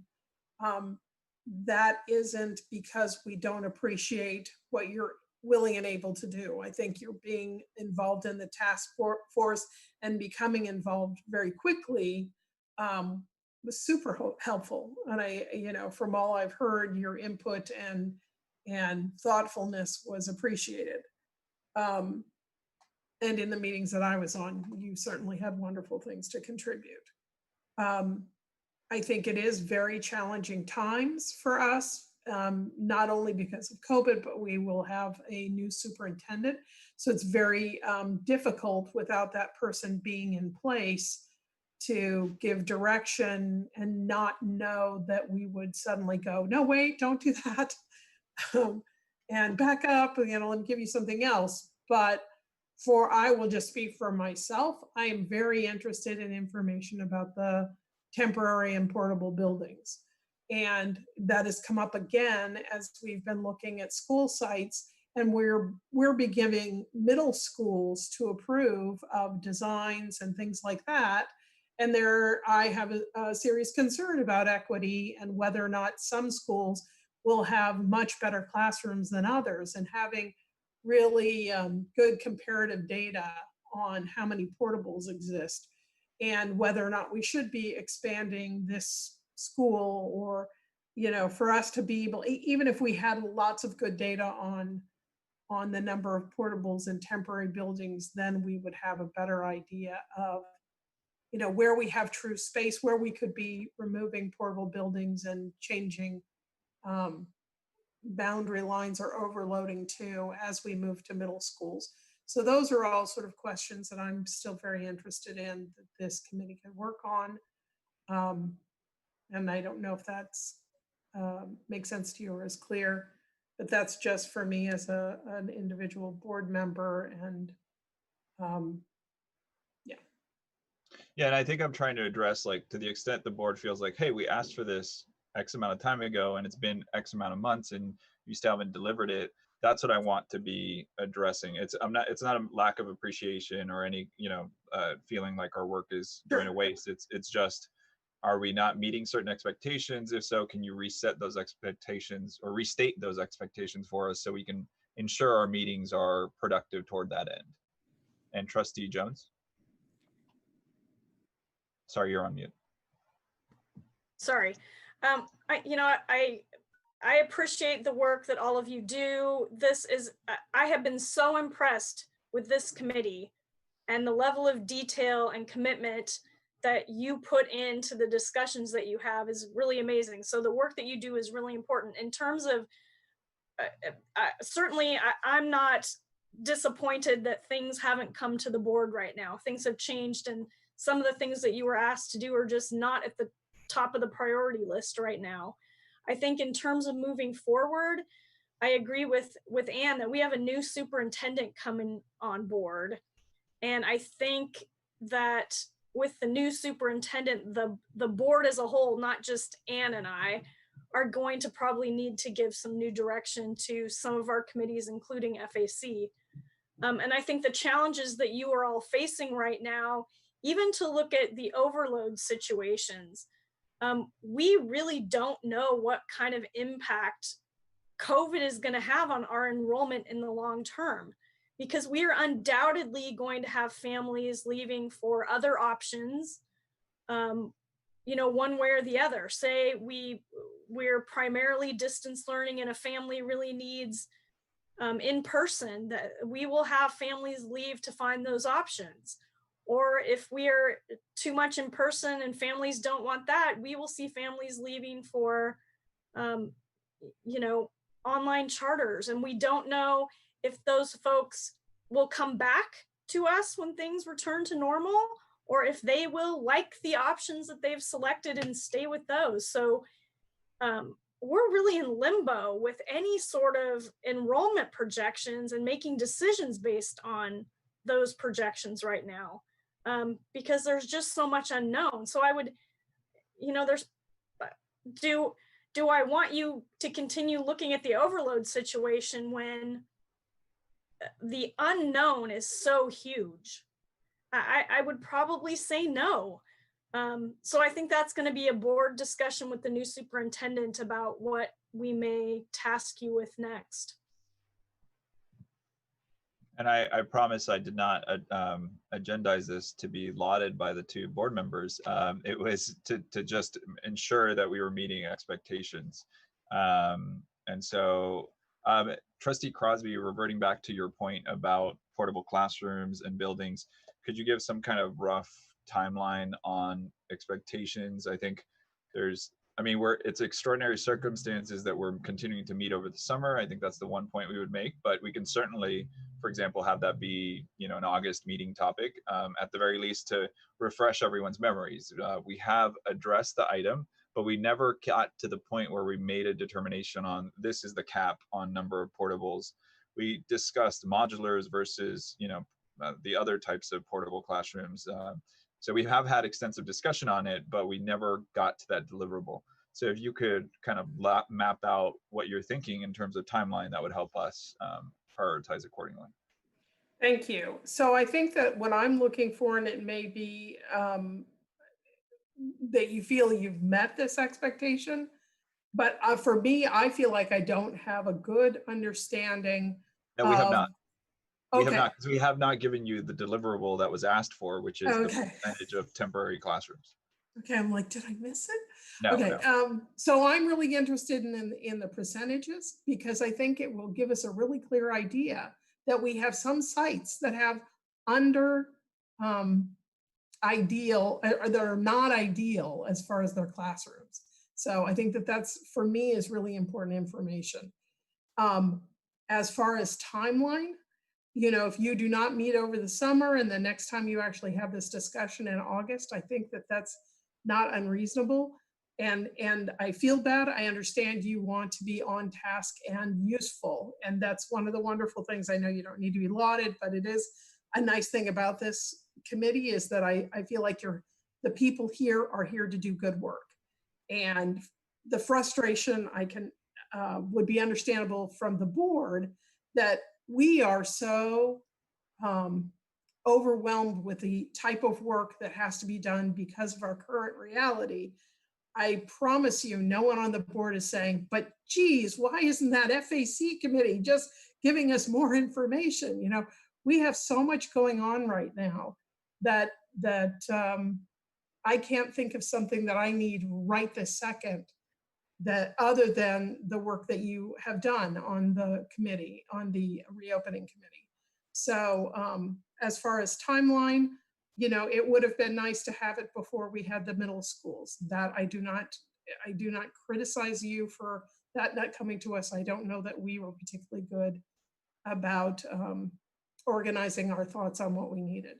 But as we go forward and deal with the impacts of having middle schools, we're going to have some really open schools, and to have an understanding of where we have classrooms that we could actually just remove and have schools work better would be useful, because even though we are in a situation of COVID, and as Diane said, it's all craziness, this too shall pass, and we'll have to get back to having normal schools, hopefully sooner than later.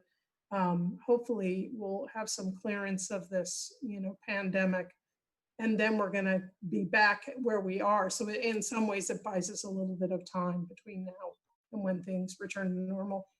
Does that make sense? Was that clear at all? Just to be clear, because you mentioned percentages, we ended up determining like what, each school, what percentage of classrooms that they had, whether it be portable or modular, et cetera.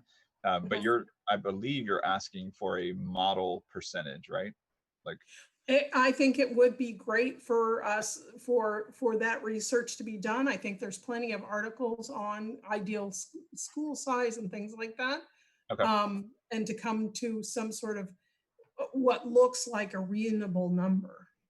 Got it. So could I ask either Brian or Michelle to extend time? We just exhausted it. Actually, without objection, if we could just extend it for 2 minutes. All right, hopefully that should be enough to capture both of your comments. Go ahead, Brian.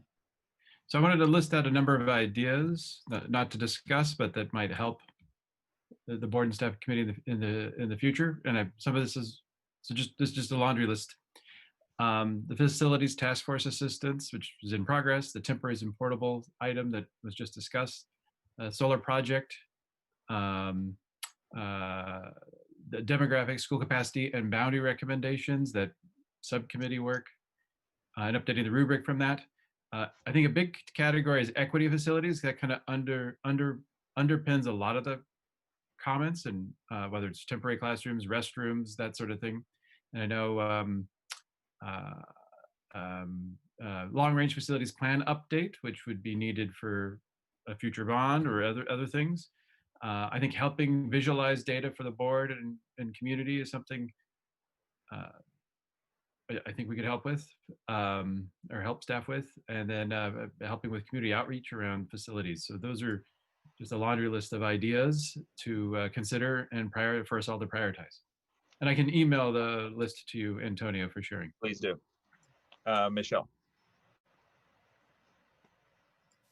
Yes, I just wanted to tack on while you were talking about portable buildings is portable washrooms, because we have some places that we've got people going for 5 blocks before they can get to a washroom, and there's no covering, or we hand them an umbrella if it's inclement weather. So just something as we pull things together, and yeah. Great, and that actually can lead us to our thoughts on future meeting topics. I think Trustee Crosby addressed one point that we should discuss during our August meeting, and if I could ask people to lower their hands and then re-raise their hands. Just so okay. If you can go ahead and raise your hands to the extent you want to jump in to talk about future meeting topics. Just a second, let me put the timer on. Let me go to Henry first. I'm looking at the capacity report. I was wondering if Kelly and her staff can, looks like there's already data on like temporary portables and for each school. I was just wondering if there's a way we can use that to be able to get the kind of data that Trustee Crosby was asking for. And also be able to update the numbers, but like for example, I see that like it says maximum capacity on the report says like 30, even though we have classes like 40 kids in there a lot of times. So I was wondering if there's a way we could get these numbers updated somehow to be able to get the data to the board members and the committee. So we have actually already sent out I'm sorry, go ahead. Well, no, because I need to gauge that there's wider interest. So is that something that's shared? Maybe would I characterize that as having another look at the capacity report, and then potentially, what was that second point, Henry? Updating numbers? The updated numbers, but more importantly, just getting first of all, just getting the portables data for the. Okay. Is there wide interest in that? If you could actually raise your physical hand to show interest in that. All right, great. So yeah, there is interest in that. Okay, Kelly, do you want to jump in? No, I was just going to say that we are doing another survey of the school sites in October to see actually what their real numbers are. And unfortunately, the report that you see is the information that was provided to us by the school sites. So if they're reporting 30, we can only go by what they're reporting. So if there's an actual difference, then that's definitely something that we need to know about, because I can only speak from my perspective and my ability to evaluate what I've been given. But I know that when we did survey the principals, we asked them to be very honest in what their actual numbers are. And the numbers that you see in that report are the numbers they provided us back based on their attendance and, the reports they get from each of the classrooms. So maybe that's something I should do, is send a message to say, please be accurate and honest, and not just give us, the standard, number of what you think we want you to say. So, but yes, I think that's valuable to get that information, and we will update it in October. Thank you. And Brian? So in March, actually, a brief question for Kelly, which may turn into an item. In March, talked about there was a facilities equity analysis starting. I know lots has changed, but that would be something I'd be interested in if there is something happening there. And then I'll also add, I think the subcommittee on demographics could meet to try and put together some of this capacity, temporary and permanent CR information to make for a more effective, efficient meeting. So I certainly will volunteer to help with that. In addition, we want to update the rubric and bring that and all the numbers back in August as well. So those are my requests. So Kelly, could you answer the first question about the facilities equity analysis? So Brian, please refresh my memory because I'm not sure I recall, was there a equity subcommittee created, and was there a definition of what you all were looking for in the equity study? Because I want to make sure the definition of it fits what I'm thinking versus what you guys actually are sort of categorizing it as. So, so in March, and I wouldn't have remembered if I hadn't read the March minutes. So thank you for that. But equity of facilities standards was a topic you talked about as a project. I think. Okay. Perhaps you or you know, we're starting to work on, and so I call it facility standards, and there's an equity component in that. When we evaluate the facilities, we evaluate the facilities to make sure all are equal in terms of, you know, resources that are provided, size, standards, things like that, based on California Department of Ed and DSA standards. In light of all that's going on in the world today, when you talk about equity, my mind is sort of jumping to another place. So I just wanted to make sure that I was talking about the same thing and not confusing the two, and providing you the correct answer to the question that you're talking about. So yes, we are in the process of doing that. It is ongoing, and we have made progress on, let's see, we've made progress on fencing, landscaping. We're doing another bathroom study. There's a study going on right now for the HVAC systems district-wide to evaluate, to see that, you know, one, they're functioning and meeting what their standards are for the facilities that they serve, and looking at their age, their use, and their service records to know, hey, what's in line to be replaced, what needs to be retired, and so forth and so on. So, and we're working with, I forgot the engineering firm, but they're going to do a full report for us and outline, you know, here's what's great, here's what's not so good, here's what has to be totally replaced, and here's why. We are also in the process of starting on the roofing survey and looking at all of our roofs district-wide to determine, hey, these have been replaced 10 years ago, so now they're on a 20-year window, and so forth, so on, and looking at, you know, sequentially in terms of age and wear and tear, what needs to be prioritized based on their condition. So yes, we are sort of doing all of those things in parallel to all the other stuff that we're doing as well. So to briefly clarify mine, and thank you first off, and I don't want to necessarily expand the scope. I'm not trying to push to expand the scope, but if there are smart places where FAC could be involved, all that stuff you talk about is right in line with the long-range facilities plan update that maybe that's when FAC gets more involved. So I'm not trying to push for anything sooner, but just checking in to. No, I'm glad you reminded me, and I appreciate the question and clarification. So thank you. And Michelle, are you able to present your item in less than a minute? Okay, great. Go ahead. Yeah, as long as I find the unmute.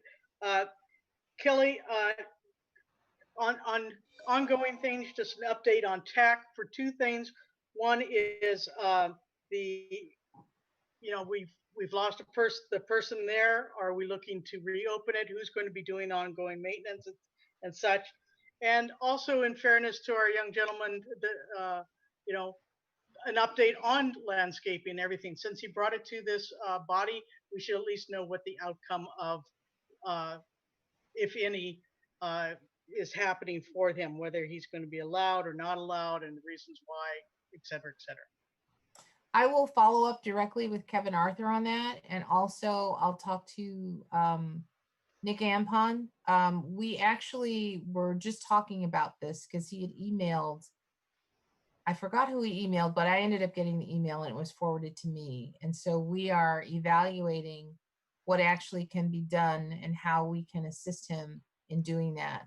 But as it stands right now, because of how we're constrained with everybody still being in shelter in place and not being able to really service all of our facilities at the 100% that we would be at this time now, we just have to look at how we can prioritize that and offer, some assistance or guidance in some way. But it is on our top 10 and we are evaluating how we can address it. But I just don't have an answer on TAC right now to in all fairness, to give you a full report of strategy or what plans we have at this point. Oh, I understand. It would be, it would be a thoughts on future meeting topics. So let me is there interest in an update on TAC and potential landscaping response to the gentleman from public comment? If anyone could raise their virtual hand.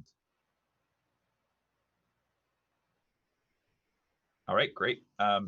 And seeing no other people in line, the other point that I wanted to address from an equity perspective is restrooms and sinks, because of the pandemic, to ensure that we have the requisite number of restrooms and sink on a wider spread facility basis. Now, I just want to admit to the committee that it may be very difficult to get that information. We relied on a principal survey, but potentially we might be able to get that information else in a different manner, like through custodians working through the summer. So it may be difficult to get those numbers, but nonetheless, I think it's something that's relevant for a potential return to school. All right, outside of that, thank you so much. This was supposed to be a really short meeting and end at 9:05. We seem to have gone just a little bit over, so I appreciate everyone's patience. I will see everybody in the first Wednesday of August. So thank you so much. Antonio, what's that date? August 5th. Okay, great. Thank you. Everyone have a wonderful evening and a great holiday weekend. Good night. Good night.